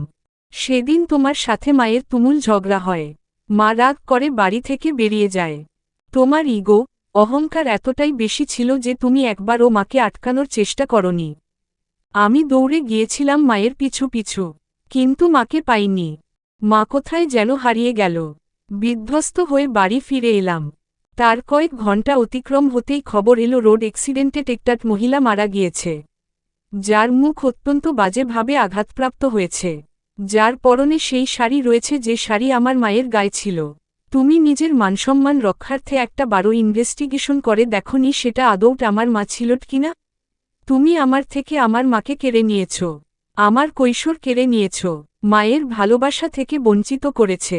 হ্যাঁ, এই সব কিছুর জন্য তুমি দায়ী। You are responsible for everything. Farooq Mirza যেন পাথর হয়ে গিয়েছে। তার মুখ থেকে কোনো কথাই বের হচ্ছে না। তাকে নিয়ে তার ছেলের অনেক অভিযোগ। এর রকম অভিযোগ তার স্ত্রী যমুনারও ছিল। তিনি স্ত্রী, সন্তানকে সময় দিতে পারেননি, শুধু টাকার পিছনে ছুটেছে। ফারুক মির্জাকে চুপ থাকতে দেখে তাচ্ছিল্যের হাসি হাসে সার্জিস। তার ভেতরে কষ্টটা কেউ কোনোদিনও বোঝার চেষ্টা করেনি। সার্জিস ফারুক মির্জার দিকে এগিয়ে আসতেই তার ফোন বেজে ওঠে। হসপিটাল থেকে কল করা হয়েছে। সার্জিস কোনো কথা না বাড়িয়ে রেডি হয়ে হসপিটালের উদ্দেশ্য বেরিয়ে পড়ে। পথিমধ্যে একটা জটলা দেখে সার্জিস গাড়ি থামিয়ে জটলার দিকে অগ্রসর হয়। তখনই সার্জিসের ফোন বেজে ওঠে। আবারও হসপিটাল থেকে কল করা হয়েছে। সার্জিস ফোন কানে নিয়ে জটলা ঠেলে ভেতরে প্রবেশ করতেই যেন সার্জিসের পা থেমে যায়। কলিজা মোচড় দিয়ে উঠে, কপালে বিন্দু বিন্দু ঘামের সৃষ্টি হয়, কণ্ঠনালী শুকিয়ে আসে, হাত থেকে ফোন পিছালা রাস্তায় পড়ে খণ্ডবিখণ্ড হয়ে যায়। তার যেন নিজের চোখকে বিশ্বাস হচ্ছে না। এতদিন যে মানুষটাকে সে মৃত ভেবে এসেছে, যার ছবি বুকে নিয়ে সে দিনরাত চোখের পানি ফেলেছে, যে মানুষটার জন্য একটু আগেও তার বাবাকে কথা শুনিয়েছে, সেই মানুষটা তার সামনে রক্তাক্ত অবস্থায় পড়ে রয়েছে। সার্জিস আর এক মুহূর্তও কালবিলম্ব করে না। দৌড়ে গিয়ে যমুনা মির্জাকে পাজাকোলে তুলে নেয়। সার্জিসের এহেন কার্যে উপস্থিত সবাই হতভম্ব হয়ে যায়। সবার মনে প্রশ্ন জাগে, কে এই অজ্ঞাত মহিলা? সার্জিস কারো প্রশ্নের উত্তর না দিয়ে যমুনা মির্জাকে গাড়িতে বসিয়ে গাড়ি স্টার্ট দেয়। চোখ থেকে অঝরে পানি পড়ছে তার। সে ভাবতেও পারেনি এতগুলো বছর পরে আবার তার মায়ের দেখা পাবে। মাকে ফিরে পেয়ে যতটা না আনন্দ হচ্ছে তার থেকেও বেশি ভয় হচ্ছে তাকে হারিয়ে ফেলার। মিনিট কয়েক অতিবাহিত হতেই গাড়ি এসে হসপিটালের সামনে দাঁড়িয়ে যায়। সার্জিস যমুনা মির্জা পাজাকোলে তুলে নিয়ে হসপিটালের ভেতরে ছুটে এসে ডক্টর ডক্টর বলে হাত ছাড়তেই নার্স স্ট্রেচার নিয়ে ছুটে আসে। দাঁড়ি যমুনা মির্জাকে স্ট্রেচারে শুইয়ে দিয়ে তড়িৎ গতিতে ওটিতে নিয়ে যাওয়া হয়। তার মাথা, শরীর থেকে এখনও চুইয়ে চুইয়ে রক্ত পড়ছে। তার রক্তে সার্জিসের পুরো শরীর ভিজে গিয়েছে। খুবই ক্রিটিক্যাল অবস্থা তার। যমুনা মির্জার কন্ডিশন দেখে মুখে আধার নামে ডক্টর রায়হানের। তার বাঁচার সম্ভাবনা খুবই কম। হসপিটালের করিডোরে অস্থির হয়ে পায়চারি করছে সার্জিস। চোখে মুখে আতঙ্ক বিরাজ করছে, কপালে বিন্দু বিন্দু ঘামের সৃষ্টি হয়েছে, কণ্ঠনালী শুকিয়ে কাঠ হয়ে এসেছে, শরীরে যেন বিন্দুমাত্র শক্তি নেই। প্রিয় মানুষকে মৃত্যুর সাথে পাঞ্জা লড়তে দেখে কোনো পুরুষেরই সাধ্য নেই নিজেকে ঠিক রাখার। সার্জিসও নিজেকে ঠিক রাখতে পারছে না। তার নিজের হাতেই কতষ্ট অপারেশন হয়েছে, চোখের সামনে কত মানুষকে মরতে দেখেছে। তখন খারাপ লাগলেও সেটা কখনোই প্রকাশ পায়নি। ডক্টরদের সহজে ভেঙে পড়লে চলে না, কিন্তু সার্জিস যেন আজ তার ডক্টরের খোলস ছেড়ে বেরিয়ে এসেছে। দাঁড়িয়ে থাকা দায় হয়ে পড়েছে তার। সার্জিস ধপ করে ফ্লোরে বসে পড়ে। উপস্থিত সবাই সার্জিসের এই রূপ দেখে যেন হতবম্ব হয়ে যায়। সবাই সার্জিসকে একজন শক্ত মনের ডক্টর মনে করে। এর আগে তাকে কখনোই এতটা ভেঙে পড়তে দেখেনি। এরই মধ্যে ডক্টর রায়হান বের হন। তাকে দেখেই সার্জিস ছুটে এসে ভেজা কণ্ঠে বলল, ডক্টর, আমার মাকে বাঁচিয়ে দিন প্লিজ। এর আগে অসংখ্য মানুষ আমার কাছে এসে এই রিকোয়েস্ট করেছে। আজ আমি আপনার কাছে রিকোয়েস্ট করছি, প্লিজ আমার মাকে বাঁচিয়ে দিন ডক্টর, প্লিজ। তোমাকে আজকে বড্ড অচেনা লাগছে সার্জিস। এতদিন আমি ডক্টর সার্জিসকে দেখেছি, আর আজ সার্জিসের অন্য রূপ দেখছি। সত্যিই মায়ের প্রতি সন্তানের এতটা ভালোবাসা সব ছেলের মধ্যে থাকে না। But you are too late. তোমার মায়ের কন্ডিশন খুবই আশঙ্কাজনক। মাথায় খুবই বাজেভাবে আঘাতপ্রাপ্ত হয়েছে। মাথায় অপারেশন করতে হবে। তাছাড়া প্রচুর ব্লিডিং হয়েছে, অনেক রক্তের প্রয়োজন। আমার এবি নেগেটিভ গ্রুপ। যত ব্লাড প্রয়োজন আপনি আমার শরীর থেকে নিন, তবুও আমার মাকে সুস্থ করে দিন ডক্টর। তুমি একজন ডক্টর হয়েও এমন আনইউজুয়াল কথা কিভাবে বলছো সার্জিস? তুমি খুব ভালো করে জানো তোমার মায়ের যতটা ব্লাড প্রয়োজন, তুমি তার সবটা যোগান দিতে পারবে না। আমাদের ব্লাড ব্যাংকেও এবি নেগেটিভ ব্লাড পর্যাপ্ত পরিমাণে নেই। তুমি অতি দ্রুত এবি নেগেটিভ ব্লাডের ব্যবস্থা করো। আমিও আমার সর্বোচ্চ দিয়ে চেষ্টা চালিয়ে যাচ্ছি। সার্জিস কিছু বলার আগেই পেছনে থেকে পুরোয়ালি কণ্ঠে ভেসে আসল, ব্লাডের জন্য আপনাদের কোনো স্ট্রেট নিতে হবে না। আপনি অপারেশনের ব্যবস্থা করুন, যত ব্লাড প্রয়োজন আমরা দিব। আমরা আমাদের মাকে মরতে দিব না, কিছুতেই না। রাতে ডিনার শেষে সিজদা কিছুক্ষণ সালেহা বেগমের সাথে গল্পগুজব করে এসে দেখে সাইফান বিছানা রেডি করছে। সিজদা গুটি গুটি পায়ে রুমে প্রবেশ করে বলল, আরে আপনি এসব মেয়েদের কাজ করছেন কেন? আপনি গিয়ে বসুন, আমি বাকিটা করে নিচ্ছি। সাইফানের যেন সিজদার কথা কর্ণকুহরে প্রবেশ করে না। সাইফান নিঃশব্দে বিছানা রেডি করে মশারি টাঙিয়ে বিছানার চারপাশে মশারি গুজে দিয়ে বলল, এটুকু কাজ করেছি বলে আমার হাতে ফোসকা পড়ে যায়নি। এসব ছোট খাটো কাজ করার অভ্যাস আছে আমার। এমনভাবে বলছেন যেন আপনার আগের ঘরের বউ আছে। আপনি বউয়ের কাজে সবসময় সাহায্য সহযোগিতা করেন, যার জন্য আপনার অভ্যাস হয়ে গেছে। সিজদা যদিও রসিকতা করে কথাটা বলে তবু ওর সাইফানের মুখ ফ্যাকাশে হয়ে যায়। বুক ধুক করে উঠে, ঘামতে শুরু করে সাইফানের মুখে আধার দেখে সিজদা শাড়ির আঁচল দিয়ে সাইফানের মাথার ঘাম মুছে দিয়ে বলল, বাব্বা, আমার সামান্য কথা শুনে এসির ঠান্ডা হাওয়ার মধ্যে থেকেও আপনার কপালে ঘামের সৃষ্টি হয়ে গেল? আরে বাবা, আমি তো মজা করে বলেছি কথাটা। সাইফান যেন হাফ ছেড়ে বাঁচল। সে ধীর গলায় বলল, অনেক রাত হয়ে গিয়েছে, শুয়ে পড়ো। বেশি রাত জাগা শরীরের জন্য ভালো নয়, তোমার শরীর খারাপ করবে। যাও গিয়ে শুয়ে পড়ো। আপনি শুবেন না? তুমি শুয়ে পড়ো, আমার একটু কাজ আছে, আমি কাজ শেষ করে তারপর শুব। ঠিক আছে বলে সিজদা বিছানার গা এলিয়ে দেয়। সাইফান সিজদার গায়ে কাঁথা টেনে দিয়ে ল্যাপটপ নিয়ে নিজের কাজে লেগে পড়ে। সাইফানের কাজ শেষ হতে হতে প্রায় 1টা বেজে যায়। বিরক্তিতে মাথা ভার হয়ে আসে তার। সাইফান ল্যাপটপ বন্ধ করে টেবিলের উপর রেখে বিছানায় যেতেই সিজদার ঘুমন্ত মুখ দেখে তার সব বিরক্তি মূর্ছা যায়। সাইফানের মাথায় এক দুষ্টু বুদ্ধি ভর করে। সাইফান তাদের মাঝখানের কোলবালিশ নিচে ফেলে দিয়ে আস্তে আস্তে সিজদার দিকে এগিয়ে গিয়ে সিজদার কপালে আলতো চুমু খেয়ে সিজদা ঘা ঘেঁষে শুয়ে পড়ে। কিন্তু তার চোখে ঘুম আসছে না। রাত যত গভীর হচ্ছে নিষিদ্ধ চাওয়ারা যেন সাইফানকে উস্কে দিচ্ছে। সাইফান নিজেকে কন্ট্রোল করার অনেক চেষ্টা করে। সিজদাকে দেওয়া কথার খেলাপ করতে চায় না, কিন্তু আগুন আর ঘি এক জায়গায় থাকলে যে কোনো বাধাই মানতে চায় না। সব কিছু শেষ করে দেয়। এই মুহূর্তে সাইফানের নিজেকে আগুন আর সিজদাকে ঘি মনে হচ্ছে। ইচ্ছে করছে দুজনে মিলেমিশে একাকার হয়ে যেতে। সিজদাকে আপন করে পাওয়ার তীব্র বাসনা জেগেছে তার মনে। সাইফান যেন নিজের মধ্যে নেই। সে তার দেওয়া সমস্ত কথা ভুলে সিজদার দিকে অগ্রসর হয়। সিজদার ঠোঁটে নিজের ঠোঁট রাখতে গিয়েও কপালে চুমু খেয়ে সাইফান বিছানা ছেড়ে নেমে বেলকনিতে চলে যায়। সাইফান যেতেই চোখ খোলে সিজদা। সে সজাগ থাকলেও ঘুমের ভান ধরে পড়েছিল। এক মুহূর্তের জন্য সাইফানের প্রতি সব সম্মান শ্রদ্ধা ঘৃণায় পরিণত হয়েছিল। কিন্তু সিজদা যখন দেখল সাইফান তার দেওয়া কথা অক্ষরে অক্ষরে পালন করছে, তখন সাইফানের প্রতি তার সম্মান শ্রদ্ধা আরও বেড়ে গেল। সিজদা মনে মনে বলল, আপনি ধৈর্যর পরীক্ষায় পাশ করেছেন সাইফান। আমি আপনাকে যত দেখছি ততই অবাক হয়ে যাচ্ছি। আপনার প্রতি দিন দিন আমার সম্মান বাড়ছে, বইকি কমছে না। আপনার মতো একজন মানুষকে জীবনসঙ্গী হিসেবে পেয়ে আমি সত্যিই গর্বিত। আপনাকে বেশি দিন কষ্ট পেতে দিব না আমি। আপনি আমার মন ছুঁয়ে নিয়েছেন। আর যে মানুষটা মন ছুঁতে পারে, শরীর ছোঁয়া ও অধিকার রয়েছে তার, খুব শীঘ্রই সেই অধিকার দিব আপনাকে। আপনাকে আপন করে নিব, ততটাই আপন যতটা আপন হলে আপনি আমার রন্ধ্রে রন্ধ্রে মিশে যাবেন। আপনার রঙে আমি রঙিন হয়ে যাব। পাখির কলতানে মুখরিত হয়ে উঠেছে চারিপাশ। সিজদার মনে হচ্ছে যেন তার কানের কাছে পাখি কিচিরমিচির শব্দ করছে।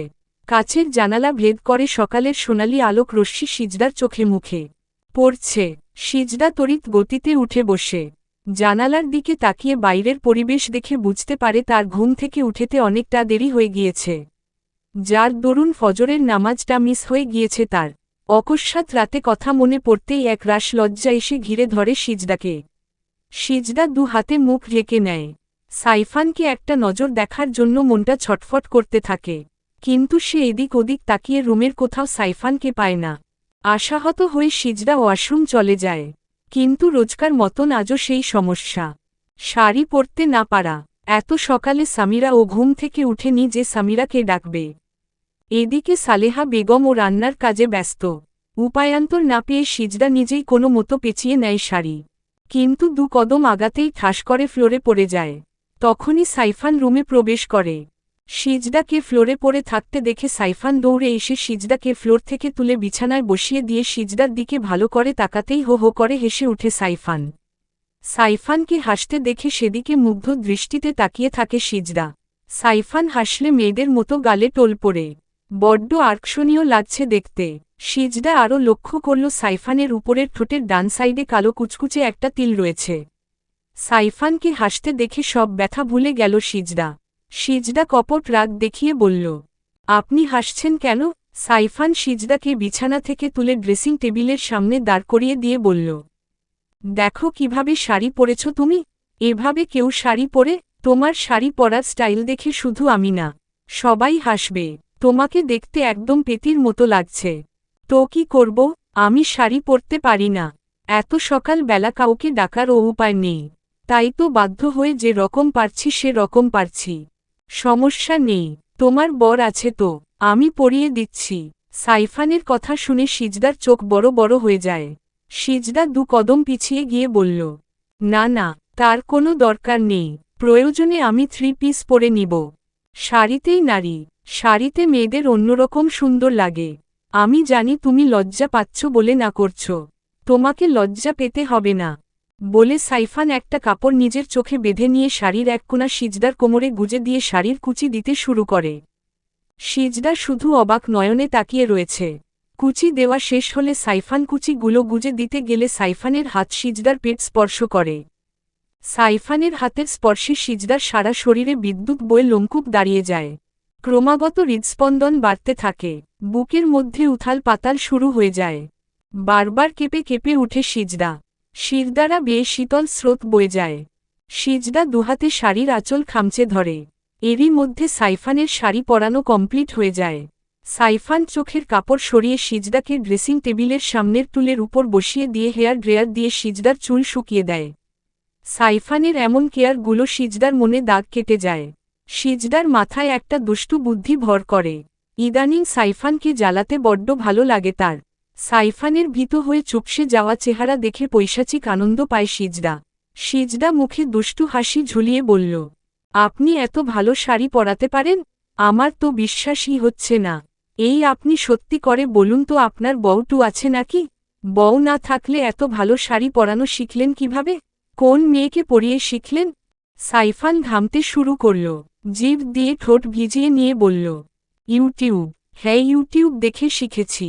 ভেবেছিলাম বিয়ের পর রোজ বউকে নিজে হাতে শাড়ি পরিয়ে দিব, তাই তো বিয়ের আগেই ইউটিউব দেখে শাড়ি পরানো শিখে নিয়েছি। ভালো করেছি না? হ্যাঁ, খুব ভালো করেছেন। যে কটা দিন এখানে আছি রোজ তোমাকে শাড়ি পরিয়ে দিব। কেমন?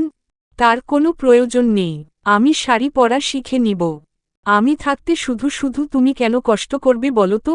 সিজদা মুচকি হেসে মনে মনে বলল, আপনি বুঝবেন না আপনার সংস্পর্শে আসলে আমার কেমন অনুভূতি হয়। আমি সহ্য করতে পারি না।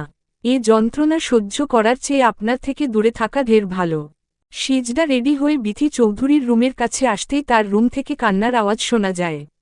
পা থেমে যায় সিজদার। সিজদা গুটি গুটি পায়ে বিথি চৌধুরীর রুমে প্রবেশ করে। তিনি ঐশ্বর্যের ছবি বুকে নিয়ে কান্না করছেন। এহেন দৃশ্যে সিজদার চোখের কোণে পানি জমে। বিথি চৌধুরীর এই অবস্থার জন্য সিজদার নিজেকে দায়ী মনে হয়। সিজদা এগিয়ে গিয়ে বিথি চৌধুরীর হাতের উপর হাত রেখে বলল, মামিমা কান্না করবেন না, আপনাকে কান্না করতে দেখলে মামুরও খারাপ লাগবে। বিথি চৌধুরী এক ঝটকায় সিজদার হাত সরিয়ে দিয়ে বলল, আমার কাটা ঘায়ে নুনের ছিটা দিতে এসেছিস? সব হয়েছে তোর জন্য। আমার মেয়েটার গায়ে শুধুমাত্র তোর জন্য কলঙ্ক লেগেছে। তোর জন্য জেলের ভাত খেতে হচ্ছে আমার মেয়েটার। আমার বেবিকে কষ্টে রেখে তুই কখনো সুখে সংসার করতে পারবি না সিজদা। একজন মা হয়ে বলছি, তুই কখনো সুখ পাবি না। আমার চোখ থেকে যতটা পানি ঝরছে, এর থেকেও বেশি পানি তোর চোখ থেকে ঝরবে। তুই সেদিন বুঝতে পারবি কাছের মানুষ ছেড়ে থাকা কতটা যন্ত্রণার, কতটা কষ্টের। সিজদা নির্বাক হয়ে গিয়েছে, চোখ থেকে অঝরে পানি পড়ছে তার। সে তো ঐশ্বর্যের ক্ষতি চায়নি, আর না সে ঐশ্বর্যের এগেইনস্টে কিছু বলেছে। এরপরও মামিমা তাকেই দায়ী করছে, তাকে অভিশাপ দিচ্ছে। সিজদা চোখের পানি মুছে কিচেনে এসে সালেহা বেগমকে জড়িয়ে ধরে। সালেহা বেগমের মাঝে সে তার মাকে খুঁজে পায়। তার বুকে মাথা রাখলে এক ধরনের শান্তি অনুভব করে। সমস্ত কষ্ট যেন মূর্ছা যায়। সিজদার চোখে পানি দেখে বিচলিত হয়ে পড়েন সালেহা বেগম। সিজদাকে বুক থেকে তুলে চোখের পানি মুছে দিয়ে বললেন, কি হয়েছে সিজদা? সকাল সকাল তোর চোখে পানি ক্যারে? জামাই বাবাজি তোরে কিছু কইছে? না খালা, নিশ্চয়ই বড় ম্যাডাম কিছু কইছে। উদ্ধৃতি চিহ্ন। হ খালা, আমার জন্য নাকি আপামনি রে পুলিশে ধরে নিয়ে গেছে। আমি নাকি তার সুখ শান্তি কেড়ে নিয়েছি। তার মাইয়া তো ধোয়া তুলসী পাতা। পুলিশে ধইয়া লইয়া গেছে বেশ হয়ে। জেলের ভাত পেটে পড়লে যদি একটু শিক্ষা হয়। পুলিশের উচিত ছিল মামাইয়া দনডারে কোমরে দড়ি দিয়ে বেঁধে টানতে টানতে লইয়া যাওয়ার। তুই মন খারাপ করিস না মা, শকুনের দোয়ায় কখনো গরু মরে না। চোখ মুছে ফেল সিজদা। আল্লাহ যদি তোর কপালে সুখ লিখা থাকে, কারো ক্ষমতা সেই সুখ কাইরা নেওয়ার। সিজদা চোখের পানি মুছে সাইফানের জন্য পরোটা ডিম ভাজি, ফলের জুস করে রুমে নিয়ে আসে। কিন্তু সাইফানকে রুমে পায় না। সিজদা সাইফানের খোঁজে রুম থেকে বের হওয়ার জন্য পা বাড়াতেই কর্কশ শব্দে সাইফানের ফোন বেজে ওঠে। সিজদা ব্যাপারটা আমলে নেয় না, কিন্তু বারবার কল আসছে দেখে সিজদা ভাবে হয়তো হালিমা মঞ্জিল থেকে কল করা হয়েছে। সিজদা এগিয়ে এসে কল রিসিভ করতেই বুক ধুক করে উঠে তার। কেউ তার হাত থেকে ছো মেরে ফোন কেড়ে নেয়, যার দরুন ভয় পেয়ে যায় সিজদা। সিজদা তড়িৎ গতিতে পেছনে ফিরে দেখে তার হাত থেকে ফোন ছিনিয়ে নেওয়া ব্যক্তিটা আর কেউ নয়, তার বিয়ে করা বর সাইফান। সিজদা বিস্ময় নয়নে সাইফানকে পর্যবেক্ষণ করতে লাগল। সে সাইফানকে সন্দেহ করতে চায় না, কিন্তু সাইফানের কর্মকাণ্ডে সিজদার মনে সন্দেহের দানা বাঁধে। সাইফান কথা বলা শেষ করে রুমে প্রবেশ করতেই সিজদা তেজি কণ্ঠে বলল, কে ফোন করেছিল, যার জন্য আপনি আমার হাত থেকে ফোন কেড়ে নিলেন? আমাকে কথা বলতে দিলেন না। আমি কথা বললে আপনার খুব বেশি সমস্যা হয়ে যেত বুঝি। তুমি কি আমাকে সন্দেহ করছো? তোমার কি মনে হয় আমার ওয়াইফ বা গার্লফ্রেন্ড ফোন করেছিল? এ বাবা, আপনি এত রেগে যাচ্ছেন কেন? আমি শুধু জিজ্ঞেস করলাম কে ফোন করেছে। আপনি আমার স্বামী, আপনার সব কিছুর উপর অধিকার আছে আমার। যদিও আমি আপনার ফোন ধরতে চাইনি, কিন্তু বারবার কল আসছিল দেখে রিসিভ করেছিলাম। আমার ভুল হয়ে গেছে। আমি আর কখনোই আপনার কোনো জিনিসে হাত দিব না। সাইফানের বুঝতে বাকি রইল না যে সিজদার মনে ধীরে ধীরে সন্দেহের দানা বাঁধতে শুরু করেছে। সাইফান পেছনে থেকে সিজদাকে জড়িয়ে ধরে বলল, আমি বেশ বুঝতে পারছি আমার বউয়ের অভিমান হয়েছে, কিন্তু আমার কিছু করার ছিল না। আমার খুবই ক্লোজ ফ্রেন্ড রবিন কল করেছিল। প্রথমত রবিন জানেত না আমি বিয়ে করেছি। তুমি কথা বললে রবিন আমার বিয়ের ব্যাপারে জেনে যেত। ওকে না বলে বিয়ে করেছি জানলে রবিন খুব কষ্ট পেত। দ্বিতীয়ত আমি চাইনি আমার বউয়ের এমন মিষ্টি কণ্ঠ অন্য কোন পুরুষ কর্ণকুহরে প্রবেশ করুক। আমি একাই আমার বউয়ের মিষ্টি কণ্ঠ শুনব। অন্য কোন পুরুষ আমার বউয়ের মিষ্টি কণ্ঠ শুনে যদি তার প্রেমে পড়ে যায়, সেটা তো আমি হতে দিতে পারি না, তাই না?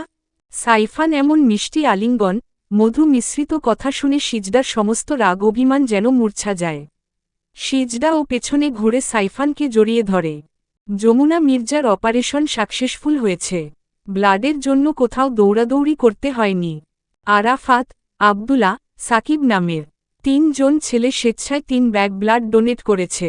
তারা যখন ব্লাড দেওয়ার কথা বলে তখন সার্জিস একটু অবাক হয়েছিল, কিন্তু পরে ছেলেগুলো জানায় তাদের মা বাবা কেউ নেই। ছোটবেলা থেকেই তারা এতিমখানায় বড় হয়েছে। যমুনা মির্জাকে তারা ছোট থেকেই মা ডেকে এসেছে। আজ থেকে কয়েক বছর আগে যমুনা মির্জাকে তারা রক্তাক্ত অবস্থায় রাস্তায় পড়ে থাকতে দেখে হসপিটালে অ্যাডমিট করেছিল, কিন্তু জ্ঞান ফেরার পর তার পূর্বের কোনো কথাই মনে ছিল না। এমনকি তার নিজের নামটা পর্যন্ত মনে ছিল না। ছোট ছোট বাচ্চা ছেলেগুলো কি করবে বুঝতে না পেরে যমুনা মির্জাকে এতিমখানায় নিয়ে যায়। যমুনা মির্জাকে এতিমখানার রান্না বান্নার কাজে নিযুক্ত করা হয়। এতিমখানার সব বাচ্চারাই যমুনা মির্জাকে মা বলে সম্বোধন করে। তিনিও নতুন পরিচয় নতুন পরিবেশে খাপ খাইয়ে নেয়। এভাবেই কেটে যায় কয়েক বছর। এতিমখানার ছোট ছোট বাচ্চাগুলো বড় হয়ে যায়। যমুনা মির্জারও বয়স বাড়ে, সেই সাথে বাড়ে শরীরের অসুখ। স্থানীয় ডক্টর তাকে শহরে চিকিৎসার জন্য পরামর্শ দেন। আরাফাত, আব্দুলা, সাকিব তারা 3 জন যমুনা মির্জাকে নিয়ে শহরে আসে। তারা গাড়ি থেকে নেমে যমুনা মির্জাকে একটা জায়গায় দাঁড় করিয়ে ডক্টরের চেম্বার কোথায় জানার জন্য এদিক ওদিক ছোটাছুটি করতে থাকে। কিন্তু ফিরে এসে যমুনা মির্জাকে পায় না। তিনি হাঁটতে হাঁটতে রাস্তার মাঝখানে চলে আসেন। এই শহরের সব কিছু যেন পরিচিত মনে হয় তার। পুরনো কিছু আবছা স্মৃতি মস্তিষ্কে করা নাড়ে। চোখে মুখে অন্ধকার হয়ে আসে তার। মাথা চক্কর দিয়ে উঠে। তখনই একটা ট্রাক এসে তাকে ধাক্কা দিয়ে ফেলে দেয়। তিনি মুখ থুবড়ে রাস্তায় পড়ে যান। ভাগ্যক্রমে সার্জিস সেই রাস্তা দিয়ে আসছিল, যার দরুন এতগুলো বছর পরেও মায়ের দেখা পেয়েছে। ৪৮ ঘণ্টা পরে যমুনা মির্জার জ্ঞান ফিরেছে। তার ফিরে আসার সংবাদে হালিমা বেগম, ফারুক মির্জাও ছুটে এসেছেন। চোখ মুখে খুশির ছাপ লেগে রয়েছে, কিন্তু তার স্ত্রীর মুখোমুখি হবার সাহস নেয় তার। যমুনা মির্জা চোখ খুলতেই তার সামনে সার্জিসকে দেখতে পায়। এতগুলো বছর পরেও নিজের নারী ছেঁড়া ধনকে চিনতে অসুবিধা হয় না যমুনা মির্জার। তিনি বাবু বলে সার্জিসকে জড়িয়ে ধরে চোখে মুখে অজস্র চুমুতে ভরিয়ে দেন। সার্জিসও মায়ের আদর ভালোবাসা পেয়ে হাউমাউ করে কান্না করে দেয়। এ কান্না যে দুঃখের কান্না নয়, এ কান্না সুখের কান্না, প্রিয়জনকে ফিরে পাবার কান্না। দেখতে দেখতে গত হয় কয়েকটা দিন। যমুনা মির্জাকে হালিমা মঞ্জিলে নিয়ে আসা হয়েছে, কিন্তু তার কন্ডিশন ভালো নয়। দুটো কিউনি বিকল হয়ে পড়েছে তার। সার্জিস তার সবটুকু দিয়ে চেষ্টা করছে যমুনা মির্জাকে সুস্থ করে তোলার, তাকে একটা সুস্থ স্বাভাবিক জীবনে ফিরিয়ে দেওয়ার। যমুনা মির্জাও ভেতরে কষ্ট চেপে রেখে সার্জিসের সামনে নিজেকে সুস্থ স্বাভাবিক রাখার চেষ্টা করছে। অসুস্থ শরীর নিয়েও সার্জিসের জন্য তার পছন্দের রান্না করছে, সার্জিসকে খাইয়ে দিচ্ছে। ছোটবেলার মতো সার্জিসের মাথায় হাত বুলিয়ে ঘুম পাড়িয়ে দিচ্ছে। মায়ের এত আদর ভালোবাসা পেয়ে সার্জিসের কানাডা যাওয়ার কথাটা মাথা থেকে বেরিয়ে যায়। এরই মধ্যে সিজদা সাইফান তার মামা বাড়ি থেকে হালিমা মঞ্জিলে ফিরে আসে। সিজদাকে দেখে সার্জিসের একটু খারাপ লাগলেও মায়ের ভালোবাসার কাছে সেই কষ্ট চাপা পড়ে যায়। কিন্তু মায়ের ভালোবাসা বেশিদিন ভোগ করতে পারে না সার্জিস। তার জীবন আবারও অন্ধকারের অতলে তলিয়ে যায়। রাতভর বৃষ্টি হবার দরুন ছাদ স্যাঁতস্যাঁতে পিচ্ছিল হয়ে উঠেছে। যমুনা মির্জা রুমে থাকতে থাকতে বোর হয়ে গিয়েছেন। সার্জিস পই পই করে দিয়েছে সে যেন অসুস্থ শরীর নিয়ে কোথাও বের না হয়। কিন্তু যমুনা মির্জার স্বাদ জাগে ছাদে গিয়ে প্রকৃতির তাজা শ্বাস প্রাণ ভরে নিতে। যমুনা মির্জা গুটি গুটি পায়ে ছাদে পা বাড়ায়। অদ্ভুত এক ধরনের প্রশান্তিতে ছেয়ে যায় শরীর মন। এই ছাদে কতষ্ট স্মৃতি জড়িয়ে রয়েছে তার। তিনি হাত দিয়ে ছাদে থাকা সব গাছ ছুঁয়ে দেন। বড্ড ভালো লাগছে তার, নিজেকে যেন কিশোরী বধূ মনে হচ্ছে। কিন্তু হুট করেই তার পিছলে যায়। তিনি তাল সামলাতে না পেরে ঠাস করে নিচে পড়ে যান, যার দরুন মাথা ফেটে রক্ত গোলগোল করে তাজা রক্ত বেরিয়ে আসে। সার্জিস তার মায়ের জন্য খাবার নিয়ে এসে যমুনা মির্জাকে নিজের রুমে না পেয়ে সারা বাড়ি তন্নতন্ন হয়ে খুঁজে বেড়ায়। কিন্তু কোথাও যমুনা মির্জার দেখা মেলে না। সার্জিসের যেন নিজেকে পাগল পাগল মনে হয়। বুকে চিনচিনে ব্যথার সৃষ্টি হয়। যমুনা মির্জাকে কোথায় যেতে পারে ভাবতে থাকে। হুট করেই তার মাথায় ছাদের কথাটা স্মরণ হয়। সার্জিস আর এক মুহূর্তও বিলম্ব না করে ছাদে দৌড়ে আসে। যমুনা মির্জার এই অবস্থা দেখে তার হাত থেকে খাবারের প্লেটটা নিচে পড়ে যায়। সার্জিসের ফ্লাইটের সময় ঘনিয়ে এসেছে। যদিও মাকে কিছুদিনের জন্য কাছে পেয়ে সার্জিস ভেবেছিল সে কানাডা যাবে না, বাকি জীবনটা সে তার মায়ের আদর ভালোবাসায় কাটিয়ে দিবে। কিন্তু ভাগ্য তার সহায় হয়নি। মাকে পেয়েও হারিয়ে ফেলছে সার্জিস। আর কখনোই যমুনা মির্জা তার কাছে ফিরে আসবে না। সেদিন যমুনা মির্জাকে না পেয়ে সার্জিস ছাদে ছুটে এসে দেখে যমুনা মির্জা রক্তাক্ত অবস্থায় ছাদে পড়ে রয়েছে। মাথা ফেটে অনবরত রক্ত ঝরছে। সার্জিস এগিয়ে গিয়ে যমুনা মির্জার পালস চেক করে দেখেন তার পালস চলছে না। শরীর একদম বরফের মতো ঠান্ডা হয়ে গিয়েছে। সার্জিসের আর বুঝতে বাকি রইল না যে সে আবারও মায়ের আদর ভালোবাসা থেকে বঞ্চিত হয়ে গেল। মায়ের মৃত্যুতে প্রচণ্ড ভেঙে পড়ে সার্জিস। পেয়েও হারিয়ে ফেলার যন্ত্রণা কুড়ে কুড়ে খায় সার্জিসকে। একে তো মাকে হারানোর বেদনা, এরপর আবার সিজদাকে সাইফানের সাথে দেখা যেন মরার উপর খাড়ার ঘা হয়ে দাঁড়ায় সার্জিসের কাছে। আস্তে আস্তে পরিস্থিতি স্বাভাবিক হলেও সার্জিস স্বাভাবিক হতে পারে না। চোখের সামনে রোজ রোজ সিজদাকে দেখা কঠিন হয়ে পড়ে তার। সিজদার মায়া কাটাতে শেষ পর্যন্ত দেশ ছাড়ার সিদ্ধান্ত নেয় সে। সবাই হাজার বলে কয়েও সার্জিসের দেশ ত্যাগ আটকাতে পারেনি। হালিমা বেগম নিজে হাতে সার্জিসের পছন্দের সব রান্না করেছেন। ডিনার টাইমে মির্জা পরিবারের সদস্যরা এক জায়গায় হয়েছেন। রামিনকেও ইনভাইট করা হয়েছে। সে প্রথমে আসতে না চাইলেও পরে সার্জিসের জোরাজুরিতে আসতে বাধ্য হয়েছে। হালিমা বেগম সার্জিসের প্লেটে এটা ওটা তুলে দিচ্ছেন। সার্জিসও তৃপ্তি সহকারে খাচ্ছে। খাওয়ার এক পর্যায়ে সার্জিস বলল, যেহেতু সবাই এখানে উপস্থিত আছে, তাই আমি সবার উদ্দেশ্যে কিছু বলতে চাই। তোমরা হয়তো জানো না, সামিরা আর রামিম একে অপরকে ভালোবাসে। রামিম বেশ কয়েক বছর ধরে আমার সাথে কাজ করছে। আমি রামিমকে যতটুকু চিনেছি, রামিম খুবই ভালো ছেলে। এ যুগে রামিমের মতো একটা ভালো ছেলে পাওয়া দুষ্কর। যেহেতু রামিম সামিরা দুজন দুজনকে ভালোবাসে, তাই আমার মনে হয়নি তাদের সম্পর্কটা সবার মেনে নেওয়া উচিত। সার্জিসের কথা শেষ না হতেই শান্তা মির্জা তেতে উঠে বলল, ইম্পসিবল। এমন একটা ভিখারি ছেলের সাথে আমি কিছুতেই আমার মেয়ের বিয়ে দিব না। ওই ছেলের কি আছে? না আছে টাকা পয়সা, ব্যাংক ব্যালেন্স, আর না আছে কোনো দালান কোঠা। আমার মেয়ের জন্য কত বড় বড় ঘর থেকে বিয়ের সম্বন্ধ আসছে। কত বড়লোক বাপের ছেলেরা আমার মেয়ের জন্য পাগল। আর আমি কিনা একটা রাস্তার ছেলের সাথে আমার মেয়ের বিয়ের দিব? এটা তুমি ভাবলে কি করে? শুধু টাকা পয়সা ব্যাংক ব্যালেন্স থাকলেই সুখী হওয়া যায় না আম্মি। ভালোবাসা থাকলে কুড়ে ঘরে সুখ থাকে। সংসার করা এত সহজ নয়। প্রেমের জীবন আবেগ দিয়ে চললেও বিয়ের পরবর্তী বিয়ের জীবন বিবেক দিয়ে চালাতে হয়। সংসারে যখন অভাব অনটন দেখা দিবে তখন কোন আবেগই কাজ করবে না। টাকা না থাকলে ভালোবাসা এমনিতেই জানালা দিয়ে পালিয়ে যাবে। আমি চাই না আমার মেয়ের সাথে এমন কিছু হোক। বাবা, তোমার কি মতামত? তুমি কি চাও না তোমার মেয়ে সুখে শান্তিতে থাকুক? এক্ষেত্রে আমি তোর মাকে সাপোর্ট করব। তুই যেটা বলছিস সেটা কখনোই সম্ভব নয়। আমি সামিরার জন্য অনেক ভালো পাত্র নিয়ে আসব। খুব সুখে শান্তিতে থাকবে আমার মেয়ে। এতক্ষণে সবটাই শুনছিল সামিরা। রামিম নিজের করে পাওয়ার যে শেষ আশাটুকু ছিল, সেটাও এক মুহূর্তে শেষ হয়ে গেল। ফারুক মির্জার কথা শুনে সামিরার গলা দিয়ে ভাত নামে না। সামিরা কাঁদতে কাঁদতে খাবার ছেড়ে এক দৌড়ে নিজের রুমে এসে দরজা বন্ধ করে দেয়। ডিনার শেষ করে সবাই যার যার মতো শুয়ে পড়ে। সার্জিস যখন বুঝতে পারে সবাই ঘুমিয়ে পড়েছে তখন বাড়ির সমস্ত সিসিটিভি ক্যামেরা অফ করে দিয়ে চুপি চুপি সামিরার রুমের দরজা এসে টোকা দেয়। সামিরা তখনও বিছানার উপর বসে চোখের পানি ফেলছিল। দরজা খোলার ইচ্ছে নেই তার। সে দরজা না খুলে কান্না করতে থাকে। সামিরা দরজা খুলছে না দেখে সার্জিস সামিরাকে মেসেজ দেয়, বোন দরজা খোল। সার্জিসের মেসেজ পেয়ে সামিরা চোখের পানি মুছে তড়িৎ গতিতে বিছানা ছেড়ে দরজা খুলে সার্জিসকে দেখা মাত্রই জড়িয়ে ধরে কান্না করতে করতে বলল, ভালোবাসা কেন এত অসহায় ভাইয়া? বিশ্বাস করো ভাইয়া, আমার টাকা পয়সা ধনদৌলত কিছুই চাই না। আমার শুধু রামিনকে চাই। রামিনকে ছাড়া আমি বাঁচতে পারবো না ভাইয়া। সার্জিস সামিরার মাথায় হাত বুলিয়ে দিয়ে বলল, তোর ভাইয়া এখনও বেঁচে আছে সামিরা। ভালোবাসে না পাবার যন্ত্রণা কতটা কঠিন আমি বুঝতে পারছি। যে কষ্ট আমি পাচ্ছি সেই কষ্ট তোকে আমি পেতে দিব না বোন। তুই 5 মিনিটের মধ্যে তোর ব্যাগপত্র গুছিয়ে নে। কেন ভাইয়া? নিচে রামিন তোর জন্য অপেক্ষা করছে। কিন্তু ভাইয়া? কোনো কিন্তু না। এছাড়া রামিম আর তোর এক হবার আর কোনো উপায় নেই। এখন ডিসিশন তোর। তুই কি করবি ভেবে দেখ।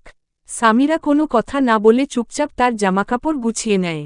সার্জিস সামিরাকে নিয়ে নিচে এসে দেখে রামিম বাইক নিয়ে দাঁড়িয়ে রয়েছে। সার্জিস সামিরাকে বাইকে বসিয়ে দিয়ে বলল, কোনো টেনশন করিস না বোন। কাল যেহেতু আমার ফ্লাইট, সবাই আমার দিকেই ফোকাস দিবে। এখনই সুযোগ। এই সুযোগে তুই তোর ভালোবাসার মানুষের হাত ধরে অনেক দূরে চলে যা। তোরা সুখে থাক, ভালো থাক। আর রামিন তোমার উপর ভরসা করে আমি বাড়ির সবার বিরুদ্ধে গিয়ে সামিরাকে তোমার হাতে তুলে দিলাম। আমার বোনের চোখ থেকে যদি এক ফোঁটাও পানি পড়ে, আমি কিন্তু তোমাকে ছেড়ে কথা বলবো না।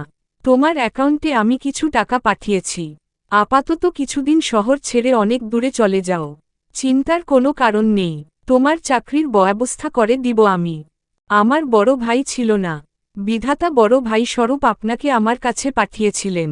আপনি এ পর্যন্ত আমার জন্য আমার পরিবারের জন্য যা যা করেছেন, সেটা নিজের লোকেও করে না। আমি আপনার কাছে চিরকৃতজ্ঞ থাকব স্যার। আজকে আপনি আমার জন্য করলেন, আমার গায়ের চামড়া দিয়ে যদি আপনাকে জুতা তৈরি করে দেই, তবুও সেটা কম হয়ে যাবে। জুতার কোনো প্রয়োজন নেই। আমি আমার অনেক প্রিয় একটা জিনিস তোমার হাতে তুলে দিচ্ছি। তার অযত্ন যেন না হয়। তোমার কাছে কিছুই চাওয়ার নেই আমার। তুমি শুধু আমার বোনের খেয়াল রাখবে, তাতেই আমি খুশি। আমি আমার জীবন দিয়ে হলেও চেষ্টা করব স্যার। সামিরার সব স্বপ্ন পূরণ করার দায়িত্ব আমার। আমি সামিরার কোনো ক্ষতি হতে দিব না। এইটুকু ভরসা আপনি আমার উপর করতেই পারেন স্যার। সার্জিস সামিরার কপালে চুমু দিয়ে বলল, ছোটবেলা থেকেই তুই যা যা চেয়েছিস সবটা দিয়েছি। তোর এই শেষ চাওয়া পূরণ করতে না পারলে আমি কিছুতেই স্থির থাকতে পারছিলাম না। নিজেকে ব্যর্থ ভাই মনে হচ্ছিল। ভালো থাকিস বোন। তুমিও নিজের খেয়াল রেখো ভাইয়া। কানাডা গিয়ে আমার কথা ভুলে যেও না। আমি প্রতিদিন ফোন দিয়ে তোর খোঁজ খবর নিব। এখন কথা না বাড়িয়ে যা। কেউ জেগে গেলে সর্বনাশ হয়ে যাবে। সার্জিসের থেকে অনুমতি পেয়ে রামিম বাইক স্টার্ট দেয়। সামিরা তার ভালোবাসার মানুষের হাত ধরে ছুটে চলে দূর অজানায়। সকাল 10টায় সার্জিসের ফ্লাইট। মির্জা পরিবারের সদস্যরা এয়ারপোর্টে এসেছেন সার্জিসকে বিদায় দিতে। সকাল থেকে সার্জিসকে নিয়ে সবাই এত ব্যস্ত ছিল যে সামিরার কথা তারা বেমালুম ভুলে গিয়েছে। রামিম রাতেই কল করে জানিয়েছে তারা নিরাপদে পৌঁছে গিয়েছে। আপাতত রামিমের কাজিনের বাসায় উঠেছে তারা। খুব শীঘ্রই দুজনে বিয়ে করে নিবে। সামিরাকে তার ভালোবাসার মানুষের হাতে তুলে দিতে পেরে সার্জিসেরও ভালো লাগছে। নিজের ভালোবাসা পূর্ণতা না পেলেও বোনের ভালোবাসা পূর্ণতা পেয়েছে। এটাই তার কাছে অনেক বড় পাওয়া। সামিরার রুমের দরজা বন্ধ দেখে সবাই ভেবেছে গতরাতের ঘটনায় সামিরা অনেক ভেঙে পড়েছে। হয়তো অনেক রাত করে ঘুমিয়েছে, তাই ঘুম থেকে উঠতে দেরি হচ্ছে। শান্তা মির্জা সামিরাকে ডাকতে গিয়েও রুমে প্রবেশ করেন না। ঘুমের মধ্যে সামিরাকে ডেকে তুললে সামিরার মাথায় প্রচণ্ড পেইন হয়। এজন্য সবাই সামিরাকে না ডেকে এয়ারপোর্টে চলে আসে। হালিমা বেগমের চোখ যেন বাঁধ মানতে চাইছে না। যমুনা মির্জা ছেড়ে যাওয়ার পর থেকেই তিনি সার্জিসকে তিনি মায়ের মতো আদর ভালোবাসা দিয়ে বড় করেছেন। সেই আদরের সার্জিস তাকে ছেড়ে চলে যাচ্ছে ভাবতেই বুকের ভেতর তোলপাড় সৃষ্টি হচ্ছে তার। তিনি সার্জিসকে জড়িয়ে ধরে কান্না করতে করতে বললেন, আমি তোমার সাজানো গোছানো জীবনটা এলোমেলো করে দিলাম দাদু ভাই। আমাকে তুমি ক্ষমা করে দিও। তুমি কিছু করনি দাদু। যা ভুল করার আমি করেছি। এজন্যই তো ভুলের প্রায়শ্চিত্ত করছি। তুমি কেঁদো না। আমার সৌন্দর্যময়ীর খেয়াল রেখো। তার চোখে পানি আসতে দিও না। তাকে সকল বিপদ আপদ থেকে রক্ষা করো। আমি চাই সৌন্দর্যময়ী যেন সবসময় ভালো থাকে, সুস্থ থাকে। মেয়েটা ছোটবেলা থেকে কষ্ট পেয়ে আসছে। এখন তার সুখের দিন ফিরেছে। তার মুখে যেন সারাজীবন তৃপ্তির হাসি লেগে থাকে। প্রত্যুত্তরে হালিমা বেগম কিছু না বলে সার্জিসের বুক থেকে সরে গিয়ে নিজের চোখের পানি আড়াল করার চেষ্টা করেন। কিন্তু তিনি ব্যর্থ হন। সার্জিস হালিমা বেগমের চোখের পানি মুছে দিয়ে বলল, এভাবে কেঁদে আমাকে ফুটবল করে দিও না দাদু। তুমি কানাডা যেও না দাদু ভাই। আমি তোমাকে ছাড়া থাকতে পারবো না। ফেরার কোনো পথ খোলা নেই দাদু। কিছুদিন বাদে সব ঠিক হয়ে যাবে। তাছাড়া আমি প্রতিদিন ভিডিও কলে তোমার সাথে কথা বলবো। তোমাকে বুঝতেই দিব না আমি তোমার থেকে দূরে আছি। দেখো তোমার মনে হবে আমি সবসময় তোমার আশেপাশে আছি। ঠিক আগে যেমনটা থাকতাম। দেশ ছাড়ছ যখন নিজের ইচ্ছায়, তখন আমাদের সাথে যোগাযোগ রাখবে কি রাখবে না সেটাও একান্তই তোমার ব্যক্তিগত ব্যাপার বলে হালিমা বেগম শাড়ির আঁচল দিয়ে চোখ মুছে অন্যত্র চলে যান। তিনি যেতেই সাইফান এসে সার্জিসের কাঁধে হাত রেখে বলল, তোর এভাবে চলে যাওয়াটা মানতে পারছি না ভাই। মনে হচ্ছে তোর এভাবে চলে যাওয়ার পেছনে কোথাও না কোথাও আমি দায়ী। আমার জন্যে তোর সমস্যা হলে আমাকে বলতে পারতি। আমি আমার বউকে নিয়ে এই বাড়ি থেকে বেরিয়ে যেতাম। তুই কেন তোর সবকিছু ছেড়ে চলে যাচ্ছিস? এখনো সময় আছে ভাই। তুই যাস না। আমার জন্য তোর সমস্যা হলে বল। আমি এক্ষুনি এই মুহূর্তে চলে যাচ্ছি। তবুও প্লিজ তুই তোর সব ছেড়ে যাস না। তুমি যেমনটা ভাবছো সেরকম কিছু নয় ব্রো। কানাডার একটা বড় হসপিটাল থেকে আমার জন্য একটা অফার এসেছে। তারা চাইছে আমি তাদের হসপিটালে কার্ডিওলজিস্ট হিসেবে জয়েন করি। আমার ক্যারিয়ার গড়ার একটা সুবর্ণ সুযোগ এসেছে। আমি সেই সুযোগ হাতছাড়া করতে চাইনি। তাই তো কানাডা যাওয়া। তোমার প্রতি কোনো রাগ অভিমান নেই আমার। তুমি শুধু শুধু নিজেকে দায়ী মনে করছো। তুমি আমার কথা বাদ দাও। তুমি নতুন বিয়ে করেছ। নিজের সংসারে মনোযোগ দাও। তোমাদের নতুন জীবনের জন্য অনেক অনেক শুভেচ্ছা রইল। খুব ইচ্ছে ছিল তোর সাথে পুরো শহর ঘুরে দেখার, কিন্তু সেই চাওয়া অপূর্ণ থেকে গেল। তোর সাথে ভালো করে পরিচয় হবার আগে তুই চলে যাচ্ছিস। কানাডা গিয়ে আমাদেরকে ভুলে যাস না ভাই। তোকে অনেক বেশি মিস করব আমি। আর হ্যাঁ, খুব শীঘ্রই দেশে ফিরে আসার চেষ্টা করবি। দেশে ফিরলে তোকে লাল টুকটুকে একটা মেয়ে দেখে বিয়ে দিব। আবার আমাদের হক মেয়ে কোনো বিদেশিনী বিয়ে করে নিয়ে আসিস না ভাই। চিন্তা করো না, কোনো বিদেশিনী মনে জায়গা পাবে না। মনটা যে অন্য কারো দখলে রয়েছে। বাই দা ওয়ে এবার ফিরে এসে যেন তোমাদের 2 জন থেকে 3 জন দেখতে পাই। চাচ্চু ডাক শুনতে পাই যেন বলতে বলতে গলা ধরে এলো সার্জিসের। কথাগুলো বলতে তার বুক ফেটে যাচ্ছিল। তবুও সে চায় না সাইফান তাকে কোন প্রকার সন্দেহ করুক, তার জন্য সিজদার কোন সমস্যা হোক। সাইফান কথা ঘুরিয়ে বলল, সাবধানে যাবি, আর পৌঁছে কল করবি কিন্তু। সার্জিস কিছু বলার আগেই তাথই এসে সার্জিসকে শক্ত করে জড়িয়ে ধরে।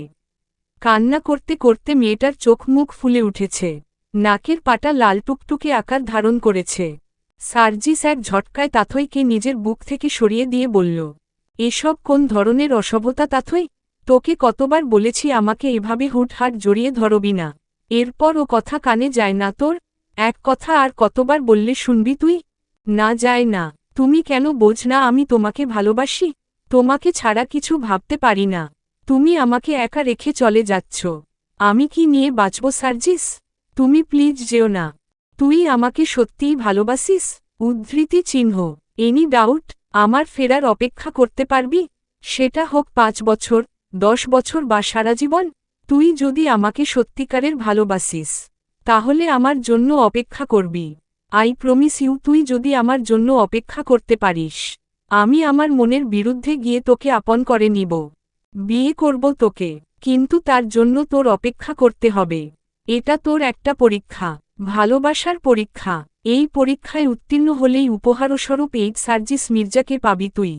সার্জিসের এভাবে চলে যাওয়াটা মেনে নিতে পারছে না সিজদা। তার কেন জানি কষ্ট লাগছে। চিৎকার করে কান্না করতে ইচ্ছে করছে। মনে হচ্ছে যেন তার জীবন থেকে অনেক দামি কিছু হারিয়ে যাচ্ছে। সার্জিস চলে যাওয়ায় এত খারাপ লাগার কারণ বুঝে উঠতে পারছে না সিজদা। হয়তো কৃতজ্ঞতা বোধ থেকে এমন হচ্ছে। সিজদা গুটি গুটি পায়ে সার্জিসের দিকে এগিয়ে আসে। সিজদার চোখে চোখ পড়তেই বুক ধুক করে উঠে সার্জিসের। সিজদার চোখ ছলছল করছে, চোখের পাপড়ি ভেজা। সার্জিস তড়িৎ গতিতে চোখ নামিয়ে নিয়ে সামনের দিকে হাঁটতে শুরু করে। তখনই সিজদা পেছনে থেকে ডাক্তারবাবু বলে ডাক দেয়। সিজদার ডাক কর্ণকুহরে প্রবেশ করতেই পা থেমে যায় সার্জিসের। সার্জিস পেছনে ফিরে তাকাতেই সিজদা জোর কদমে সার্জিসের দিকে এগিয়ে গিয়ে বলল, সবার সাথে কথা বললেন, আমার সাথে কথা বললেন না ডাক্তারবাবু? আমাকে কি আপনার চোখে পড়ছে না, নাকি আমার সাথে কথা বলতে চাইছেন না? বিয়ের পর থেকে দেখছি আপনি কেমন যেন পাল্টে গেছেন, যেন আমাকে চিনেনই না। এমন কেন করছেন ডাক্তারবাবু? কি করেছি আমি? সিজদার এমন দর্দমাখা কথা শুনে চোখ ভিজে উঠল সার্জিসের। গলা ধরে এলো। সার্জিস জড়ানো কণ্ঠে বলল, দাদু তোমার জন্য বাড়িতে টিচার নিয়ে আসবেন, মন দিয়ে পড়াশোনা করবে, নিজের পরিচয় গড়ে তুলবে। শুধু এইটুকুই? সার্জিস কিছু না বলে চুপচাপ হাঁটতে শুরু করল। চোখের কার্নিশ বেয়ে পানি গড়িয়ে পড়ল তার। সেই সন্তপর্ণে চোখের পানি মুছে মনে মনে বলল, তোমাকে বলার অনেক কিছুই ছিল সৌন্দর্যময়ী, কিন্তু সেই কথাগুলো বলার কোনো অধিকার যে আমার নেই। ছোটবেলায় মাকে হারানোর পর প্রেম ভালোবাসার প্রতি বিশ্বাস উঠে গিয়েছিল আমার, কিন্তু তুমি আমার জীবনে আবারও প্রেমের বীজ বপন করেছিলে। মন প্রাণ উজাড় করে দিয়ে ভালোবেসেছিলাম তোমাকে, কিন্তু ভাগ্য তোমাকে আমার হতে দিল না সৌন্দর্যময়ী। তুমি সাইফানের সাথে ভালো থেকো, আমি না হয় দূর থেকে তোমাকে ভালো থাকতে দেখে নিজের ভালো থাকা খুঁজে নিব। সার্জিস যাওয়ার পর মির্জা পরিবারের সদস্যরা হালিমা মজ্জিলে ফিরে আসে। সামিরা তখনও নিচে আসেনি দেখে শান্তা মির্জার মনে খটকা লাগে। শান্তা মির্জা দৌড়ে সামিরার রুমের সামনে এসে দরজায় টোকা দিতেই দরজা খুলে যায়। তিনি ভেতরে প্রবেশ করতেই চিৎকার দিয়ে ওঠেন। তার চিৎকার শুনে সবাই সামিরার রুমে ছুটে আসে। সামিরার রুমের অবস্থা দেখে চক্ষু চড়কগাছ হয়ে যায় সকলের। রুমের আলমারি খোলা রয়েছে, কাপড় চোপড় ফ্লোরে ছড়িয়ে ছিটিয়ে পড়ে রয়েছে। এমনকি সামিরার বিয়ের জন্য যে গহনা বানানো হয়েছিল সেগুলোও নেই। সামিরার নিজের জমানো বেশ কিছু টাকা ছিল, সেই টাকাগুলোও নেই। শান্তা মির্জা সামিরার রুমের প্রত্যেকটা কোণা থেকে শুরু করে ছাদেও দেখে আসে, কিন্তু কোথাও সামিরাকে না পেয়ে আবারও সামিরাও রুমে আসে। তখনই টেবিলের উপর একটা চিরকুট দেখতে পায়। শান্তা মির্জা চিরকুটখানায় সামিরার হাতের লেখা দেখে হাত কাঁপে তার। সামিরা সবার মুখে চুনকালি দিয়ে পালিয়ে যাবে, এটা সবারই ধারণার বাইরে ছিল। শান্তা মির্জা কোনো কথা না চুপচাপ নিজের রুমে গিয়ে দরজা বন্ধ করে দেন। মুহূর্তের মধ্যেই যেন পুরো বাড়ির পরিবেশ থমথমে হয়ে যায়। গত হয় কয়েকটা মাস, হালিমা মঞ্জিলে আজ উৎসবমুখর পরিবেশ সৃষ্টি হয়েছে। আজকে বাড়িতে নতুন মেয়ে জামাই আসবে। ফারুক মির্জা সামিরাকে অনেক বেশি ভালোবাসেন। মেয়েকে ছাড়া তিনি অচল হয়ে পড়েছিলেন। মেয়ের সাথে কথা বলতে না পারলে যেন তার দম বন্ধ হয়ে যাচ্ছিল। তিনি অনেক ভেবে দেখলেন একমাত্র মেয়েকে ছাড়া তিনি ভালো নেই। কতগুলো মাস তিনি ঠিকমতো খেতে পারেন না। খেতে গেলেই সামিরার কথা মনে পড়ে। মেয়েটা কি খাচ্ছে না খাচ্ছে ভাবতেই খাবারের প্লেটে পানি ঢেলে খাবার ছেড়ে উঠে আসেন। ঘুমোতে গেলে মনে হয় সে নরম তুলতুলে বিছানায় ঘুমোচ্ছে। কিন্তু তার আদরের মেয়েটা কি আদৌ ঠিক মতো ঘুমোতে পারছে? এসব চিন্তা ভাবনা তাকে কুড়ে কুড়ে খাচ্ছিল। তাই তো তিনি সমস্ত রাগ অভিমান ভুলে মেয়ে জামাইকে বাড়িতে ডেকেছেন। শুধু তাই নয়, নিজের মেয়ের সুখের কথা ভেবে তিনি রামিনকে নিজের কোম্পানির সিইও পদে নিযুক্ত করবেন বলে জানিয়েছেন। তাদের হালিমা মঞ্জিলে আসা উপলক্ষে সকাল থেকে বাড়িতে রান্না বান্না চলছে। রান্না শেষ হতেই শান্তা মির্জা সিজদাকে রেডি হওয়ার জন্য উপরে পাঠিয়ে দেয়। সকাল থেকে কিচেনে থাকার দরুন ঘেমে নিয়ে একাকার হয়ে গেছে মেয়েটা। গায়ের জামাটা শরীরের সাথে লেপ্টে রয়েছে। সিজদা উপরে এসে কাবার্ড থেকে একটা হালকা গোলাপি শাড়ি নিয়ে ওয়াশরুমে চলে যায়। ওয়াশরুম থেকে বেরিয়ে সিজদা ভেজা কাপড়গুলো বেকনিতে মেলে দিয়ে এসে মাথার টাওয়াল খুলে চুলগুলো ঝেড়ে নিয়ে ড্রেসিং টেবিলের সামনে বসে মুখে হালকা প্রসাধনী ব্যবহার করে চোখে কাজল, ঠোঁটে হালকা লিপস্টিক দিয়ে সাজগোজ করে নেয়। সাজ কমপ্লিট হলে সিজদা নিচে এসে কিচেন থেকে খাবারগুলো ডাইনিং টেবিলে সাজিয়ে রাখে। শান্তা মির্জার ও সবটা অ্যারেঞ্জ করা হয়ে গিয়েছে। তিনি ও গোসল সেরে রেডি হয়ে নিচে এসেছেন। এরই মধ্যে তার ফোন বেজে ওঠে। তিনি কল রিসিভ করতেই তার চোখের ভাবমূর্তি পরিবর্তন হয়ে যায়। তার হাত থেকে ফোন ফ্লোরে পড়ে গিয়ে খণ্ডবিখণ্ড হয়ে যায়। তিনি ঠাস করে ফ্লোরে বসে পড়েন। ফারুক মির্জা নিজের স্ত্রীর এই অবস্থা দেখে তার নিকট ছুটে এসে তাকে বুকের সাথে চেপে ধরে বললেন, হুট করে কি হলো?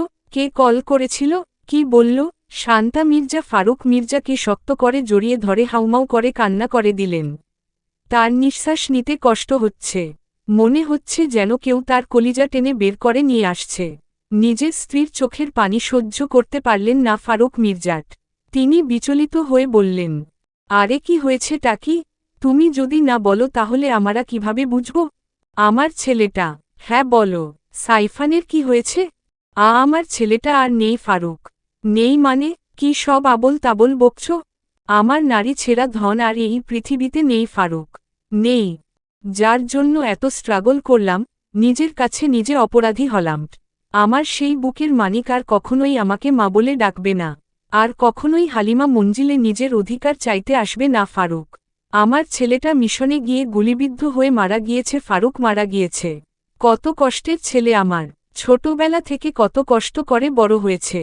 আজ যখন একটু সুখের মুখ দেখল, তখনই আমার কলিজাটা এই পৃথিবীর মায়া ত্যাগ করে সবকিছু ছেড়ে চলে গেল। আমি এখন কি নিয়ে বাঁচব? ফারুক বলতে বলতে সেন্সলেস হয়ে গেলেন শান্তা মির্জা। সিজদার হাতে গরুর গোশতের গরম তরকারির বাটি ছিল। সাইফান মিশনে গিয়ে গুলিবিদ্ধ হয়ে মারা গিয়েছে।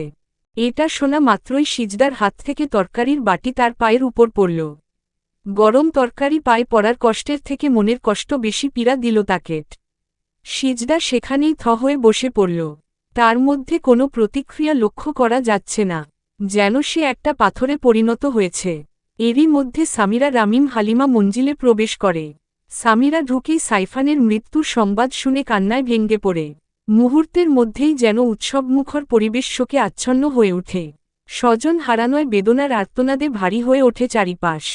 সাইফানের মৃত্যুর সংবাদ শুনে সার্জিস তৎক্ষণাৎ দেশে ফিরতে পারে না। সাইফানের মৃত্যুর এক সপ্তাহ পরে দেশে ফিরে সার্জিস এয়ারপোর্ট থেকে সোজা হালিমা মঞ্জিলে চলে আসে। সার্জিসকে দেখেই শান্তা মির্জা তাকে জড়িয়ে ধরে হাউমাউ করে কান্না করে দেয়। শান্তা মির্জার চোখের পানি দেখে চোখ ভিজে যায় সার্জিসের। সার্জিস শান্তা মির্জার মাথায় হাত বুলিয়ে দিয়ে বলল, প্লিজ আম্মি, কান্না করবেন না। এই দুনিয়ায় আমরা কেউই চিরদিন থাকার জন্য আসিনি আম্মি। একদিন না একদিন আপনাকে আমাকে আমাদের সবাইকে এই পৃথিবীর ছেড়ে চলে যেতে হবে। সাইফান দেশের জন্য জীবন দিয়েছে। কয়জন পারে দেশের জন্য নিজের জীবন বিলিয়ে দিতে? আপনার তো গর্ব হওয়ার কথা আম্মি। আপনি গর্বের সাথে বলতে পারবেন আমার ছেলে দেশের জন্য জীবন দিয়েছে। আমার ছেলে একজন বীর সৈনিক। আমি একজন বীর সৈনিকের মা। আমার একটা ছেলে তো আমার বুক খালি করে দিয়ে চিরতরে হারিয়ে গেল। তুইও আমাকে ছেড়ে চলে না বাবা। তোর মা হবার জন্য ফারুক আমাকে এই বাড়িতে নিয়ে এসেছিল। কিন্তু আমি কখনোই তোর মা হয়ে উঠতে পারিনি। তোকে আদর করে কাছে টেনে নেইনি। আদর করে খাইয়ে দেইনি। ঘুমোনোর পর মাথায় হাত বুলিয়ে ঘুম পাড়ানি গান গাইনি। আমি কখনোই তোর মা হয়ে উঠার চেষ্টা করিনি। কিন্তু আমার বুকের মানিককে হারানোর পর আমি বুঝতে পারছি সন্তান হারানোর বেদনা। আমি আর তোকে দূরে সরে থাকতে দিব না। আমি এক ছেলে হারিয়েছি। তোকে আর হারাতে পারবো না আমি। তুই আর কানাডা ফিরবি না সার্জিস। তুই আমার সাথে আমাদের সকলের সাথে থাকবি। এটা হয় না আম্মিট। আমি কয়েকদিনের ছুটিতে এসেছি। অতি শীঘ্রই আমাকে ফিরতে হবে। না, তুই কানাডা ফিরবি না। তুই কানাডা ফিরে গেলে আমি পুত্র শোকে পাগল হয়ে যাব। তুই দেশে ফিরে আর আমার মুখ দেখতে পারবি না। ঠিক আছে আম্মি, আমি দেখছি কি করা যায়। গিয়ে ফ্রেশ হয়ে নে, আমি তোর নাস্তার ব্যবস্থা করছি। ঠিক আছে আম্মি বলে সার্জিস সিঁড়ি বেয়ে উপরে আসে। তখনই সিজদার সাথে দেখা হয়। সিজদাকে দেখে কলিজা মোচড় দিয়ে উঠল সার্জিসের। সিজদার এত পরিবর্তন দেখে বুকে যন্ত্রণার সৃষ্টি হল সার্জিসের। পুরনো ক্ষতটা যেন মুহূর্তের মধ্যেই তাজা হয়ে গেল। সিজদার পরনে ছাই রঙের একটা সুতি 3 পিস রয়েছে। আগের থেকে অনেক শুকিয়ে গিয়েছে। অনেক কালো হয়ে গিয়েছে। চোখের নিচে ডার্ক সার্কেল পড়ে গিয়েছে। হাসি খুশি চেহারায় অসহায়ত্ব, মলিনতার ছাপ ফুটে উঠেছে। মাত্র কয়েকটা দিনের ব্যবধানে মেয়েটার আমূল পরিবর্তন এসেছে। সার্জিস সিজদাকে দেখে শুকনো ঢোক গিলে বলল, কেমন আছো সৌন্দর্যময়ী? সিজদা ছলছলে চোখে বলল, ভালো আছি। আপনি কেমন আছেন ডাক্তারবাবু? ভালো। নিজের কি হাল করেছ সৌন্দর্যময়ী? নিজেকে শক্ত করো। এভাবে ভেঙ্গে পড়লে চলবে না। সিজদা প্রত্যুত্তরে কোনো কথা না বলে চুপচাপ নিচে নেমে আসে। সে কিভাবে নিজেকে শক্ত করবে? মানুষটার সাথে যে তার অনেক পথ চলা বাকি ছিল। অনেক অনেক না বলা কথা বাকি ছিল। মাত্র কয়েকটা দিন মানুষটার সঙ্গ পেয়েছে সে। নিজেকে তার রঙে রাঙ্গাতেও পারেনি। তার আগেই সে তাকে একা করে দিয়ে চলে গেল। সিজদা কেন তার জায়গায় যে কোনো মেয়ে থাকলেই নিজেকে শক্ত করা দায় হয়ে পড়ত। সাইফানের মৃত্যুর সংবাদ শুনে সিজদা পাথর হয়ে গিয়েছে। চাইলেও কান্না করতে পারছিল না। সবাই সিজদাকে বলছিল কান্না কর। কান্না করে নিজের কষ্টটা কমা। কিন্তু সিজদা চাইলেও তার চোখ থেকে পানি পড়েনি। কিন্তু যখনই সাইফানের লাশ আসে সিজদার বুক ভার হতে শুরু করে। সিজদা ছুটে গিয়ে সাইফানের লাশের উপর পড়ে। সাইফানকে একটা নজর দেখেই চিৎকার দিয়ে অজ্ঞান হয়ে যায়। 24 ঘণ্টা পর তার জ্ঞান ফিরে আসে। তখন সাইফানের দাফন কাফন সম্পন্ন হয়ে গিয়েছে। সিজদা কারো সাথে কোন কথা না বলে চুপচাপ নিজের রুমে গিয়ে দরজা বন্ধ করে দেয়। নাওয়া খাওয়া বাদ দিয়ে সারাক্ষণ মন মরা হয়ে রুমে বসে থাকে। 5 দিন পর সিজদা রুম থেকে বের হয়। আর বের হয়েই সার্জিসকে দেখতে পায়। সিজদা নিচে এসে সোফায় বসতেই পারা প্রতিবেশীরা এসে সিজদাকে দেখে বলল, আহারে, ছেলেটা তো মারা গেল। এখন কিট হবে মেয়েটার? মেয়েটার গোটা জীবন পড়ে রয়েছে। ভালো করে সংসারটাও গুছিয়ে নিতে পারল না। এরই মধ্যে বিধবা হয়ে গেল। ভালোই হয়েছে এখনও বাচ্চা কাচ্চা হয়নি। তাহলে আবার বিয়েট করতে গেলে সমস্যা হতো। শুনেছি মেয়েটা এতিম, তার উপর আবার বিধবা হয়ে গেল। এমন মেয়েকে কে বিয়ে করবে? মেয়েটার জীবনটাই নষ্ট হয়ে গেল। সার্জিস রুমে এসে স্থির থাকতে পারছিল না। সিজদার মলিন চেহারাটা তার চোখের সামনে ভেসে উঠছিল। সার্জিস রুমে এসে ফ্রেশ না হয়েই নিচে যাওয়ার জন্য উদ্যত হয়। সিঁড়ি বেয়ে নামতেই মহিলাদের কটু কথা সার্জিসের কানে আসে। এসব কথা শুনে হাত মুষ্টিবদ্ধ হয়ে আসে সার্জিসের। চোখ মুখের ভাবমূর্তি পরিবর্তন হয়ে যায়। সার্জিস আর চুপ থাকতে না পেরে বলল, আপনাদের কি কোনো কাজ নেই? কাজ না থাকলে ঘরে বসে কাঁথা সেলাই করুন। তবুও অন্যের সংসারে নাক গলাতে আসবেন না। প্লিজ মেয়েটার কাটা ঘায়ে নুনের ছিটা দিবেন না। ও আল্লাহ, মেয়েটার জন্য তোমার খুব পুড়ছে দেখছি। এতই যখন মেয়েটার জন্য চিন্তা হচ্ছে তাহলে মেয়েটাকে বিয়ে করে নাও। তাহলেই তো সব সমস্যার সমাধান হয়ে যাবেন। জানি এটা কখনোই করবে না, কিন্তু তলে তলে ঠিকই টেম্পু চালাবে। ঘরে এত সুন্দরী মেয়ে থাকলে কোনো পুরুষই নিজেকে সামলে রাখতে পারবে না। তার উপর আবার সুন্দরী মেয়েটা তোমার সম্পর্কে ভাবি হয়। তোমার দেবর ভাবির সম্পর্ক, রসিকতার সম্পর্ক। এ যুগের মেয়েরা দেবরকে আধা বর মনে করে। Mind your language. অনেক বেশি কথা বলে ফেলেছেন আপনারা। কিন্তু আর না। আপনারা এই মুহূর্তে এখান থেকে বেরিয়ে যান। উচিত কথা বললে খালাজি বেজারি হোট বাপু। তোমাদের পারিবারিক ব্যাপার, তোমাদের যা খুশি তাই করো। আমাদের কি? আমাদের শুধু কান আছে শুনবটার চোখ আছে দেখব বলে তারার আগে গোজগোজ করতে করতে হালিমা মঞ্জিল থেকে বেরিয়ে গেলেন। সিজদা তখনও নিঃশব্দে চোখের পানি ফেলছে। সার্জিস সিজদার দিকে এগিয়ে গিয়ে বলল, ওদের কথায় কিছু মনে করো না সৌন্দর্যময়ী। আমি যে বিধবা হয়েছি এটা কি আমার দোষ ডাক্তারবাবু? সবাই আমাকে কথা শুনিয়ে যাচ্ছে। সে তো বর ছিল, তার সাথে সারাজীবন সংসার করার স্বপ্ন দেখেছিলাম। সে আমাকে ছেড়ে চলে গিয়েছে। এতে কি আমার কষ্ট হচ্ছে না? আল্লাহ তায়ালা কেন যে মানুষটার মরণ না দিয়ে আমার মরণ দিলেন না? আমি আগেই থেকেই জানতাম আমার মতো অভাগীর কপালে এত সুখ সইবে না। সিজদার মুখে মৃত্যুর কথা শুনে রেগে যায় সার্জিস। সে রাগান্বিত হয়ে বলল, আর একবার ও মৃত্যুর কথা মুখে আনবে না সৌন্দর্যময়ী। তোমাকে বাঁচাতে হবে। আমাকে বাঁচানোর জন্য হলেও তোমাকে বাঁচাতে হবে। কথাটা শুনে চমকে উঠে সিজদা। সিজদা অবাক হয়ে বলল, কি বললেন ডাক্তারবাবু? আপনাকে বাঁচানোর জন্য বাঁচতে হবে মানে? কি হয়েছে আপনার? সিজদার প্রশ্নে থতমত খেয়ে যায় সার্জিস। সার্জিস আমতা আমতা করে বলল, কিছু না। তুমি কি শুনতে কি শুনেছ হয়তো। আমি ফ্রেশ হয়ে আসি বলে সার্জিস নিজের রুমে চলে আসে। গত হয় কয়েকটা দিন। সার্জিস সিজদার এই অবস্থা দেখে আর কানাডা ফেরেনি। চেম্বারে থাকলেও সার্জিসের মন যেন বাড়িতে সিজদার কাছে পড়ে থাকে। সিজদা কি করছে না করছে, কি খাচ্ছে না খাচ্ছে এসব ভাবতে ভাবতেই দিন পার হয় তার। সার্জিস সিজদাকে যথাসম্ভব হাসিখুশি রাখার চেষ্টা করে। সিজদাকে কেউ কথা শোনাতে গেলে সার্জিস ঢাল হয়ে দাঁড়ায়। শুক্রবার সকাল বেলা ব্রেকফাস্ট শেষ হলে সিজদা প্লেটগুলো গুছিয়ে রাখছিল। তখনই সিজদার মামা আসে। রাদেশ চৌধুরীকে দেখে সিজদা জড়িয়ে ধরে হাউমাউ করে কান্না করে দেয়। তার কান্নার আওয়াজ শুনে শান্তা মির্জা ড্রয়িং রুমে ছুটে আসে। রাশেদ চৌধুরী সিজদার মাথায় হাত বুলিয়ে দিয়ে বলল, কাঁদিস না মা, যা হবার হয়ে গিয়েছে। এখন আর হাজার চোখের পানি ফেললেও সাইফান ফিরে আসবে না। যার হাত ধরে এই বাড়িতে এসেছিলি সেই মানুষটাই তো আর নেই। এখন কিসের আশায় এই বাড়িতে পড়ে থাকবি? তোকে লোকে নানান রকমের কথা শোনাচ্ছে। এটা আমার কানে এসেছে, তাই তো আমি ছুটে এসেছি। তোর কাপড় চোপড় গুছিয়ে নে, আমি তোকে এই বাড়ি থেকে নিয়ে যাব। এসব কি বলছো মামু? আমি এই বাড়ি ছেড়ে কোথাও যাব না। কার অপেক্ষায় এই বাড়িতে থাকবি? দেখ মা, মাত্র কয়েক বছর বয়স হয়েছে তোর। এখনো তোর গোটা জীবন পড়ে রয়েছে। আমি আবারও তোর বিয়ে দিব। তুই নতুন করে সবটা শুরু করবি।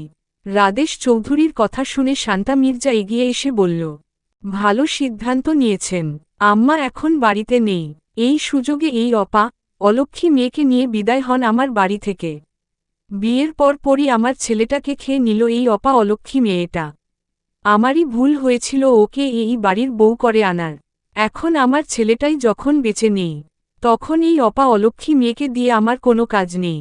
শুধু শুধু আমার স্বামীর অন্য ধ্বংস করবে, যেটা আমি হতে দিব না। আপনি এক্ষুনি এই মুহূর্তে আপনার ভাগ্নিকে আমার বাড়ি থেকে নিয়ে যান, না হলে সবাই এসে পড়লে ঝামেলা হবে। শান্তা মির্জার কথা শুনে চোখ থেকে আপনি পানি গড়িয়ে পড়ে সিজদার। সে তো চায়নি সাইফান মারা যাক। সাইফান যেমন তার ছেলে তেমনি তারও স্বামী। সাইফানের জন্য তারও কষ্ট হচ্ছে। সে চেয়েছিল সাইফানের স্মৃতি আঁকড়ে ধরে এই বাড়িতে পড়ে থাকতে। কিন্তু শান্তা মির্জা যখন চাইছে না তখন সিজদা ও আর এই বাড়িতে থাকতে চায় না। সিজদা চোখের পানি মুছে নিয়ে বলল, বিয়ের সময় আমি ওই বাড়ি থেকে তো কিছুই আনিনি মামু। কি বা নেওয়ার আছে আমার? তুমি চলো বলে সিজদা রাশেদ চৌধুরীর হাত ধরে বেরিয়ে যাওয়ার আগেই সার্জিস এসে বলল, তুমি কোথাও যাবে না সৌন্দর্যময়ী, তুমি এই বাড়িতেই থাকবে। সার্জিসের কথা শোনা মাত্রই সিজদা তড়িৎ গতিতে পেছনে ফিরে বলল, যার হাত ধরে এই বাড়িতে এসেছিলাম, সেই মানুষটাই তো আর নেই। কোন অধিকারে থাকব আমি? আম্মা ভাবছেন সবটা আমার কাছে জন্য হয়েছে। আমি অলক্ষী, তিনি আমার মতো অলক্ষী মেয়েকে এই বাড়িতে রাখতে চান না। তাহলে আমি কোন অধিকারে এই থাকব ডাক্তারবাবু? সার্জিস মনে মনে বলল, বউয়ের অধিকারে। হ্যাঁ, তোমাকে বিয়ে করব আমি। পূর্বে এই বাড়িতে তোমার যতটুকু অধিকার ছিল, তার থেকেও বেশি অধিকার ফিরে পাবে তুমি। একবার আমি যে ভুল করেছি, দ্বিতীয়বার সেই ভুল আমি কিছুতেই করব না। তোমাকে নিজের করে পাওয়ার দ্বিতীয় সুযোগ যখন পেয়েছি, তখন সেই সুযোগ হাতছাড়া করছি না আমি। তোমার মায়া ভুলে থাকতে কানাডা পাড়ি জমিয়েছিলাম, কিন্তু আমি পারিনি তোমাকে ভুলে থাকতে। আমার দেহ কানাডা পড়ে থাকলেও মনটা যে তোমার কাছে ছিল, সেই প্রথম দেখাই মনটা চুরি করে নিয়েছিলে তুমি। আমি ভালোবেসেছি তোমাকে, মন দিয়েছি তোমাকে, বিয়েটাও তোমাকেই করব। তুমি বিধবা হও বা চার বাচ্চার মা হও, আই ডোন্ট কেয়ার। আমার শুধু তোমাকে চাই। তোমাকে পাবার জন্য যদি পুরো পৃথিবীর সাথে লড়াই করতে হয়, আমি করব। বিনিময়ে তোমাকেই চাইব। Ma Adira Samapti.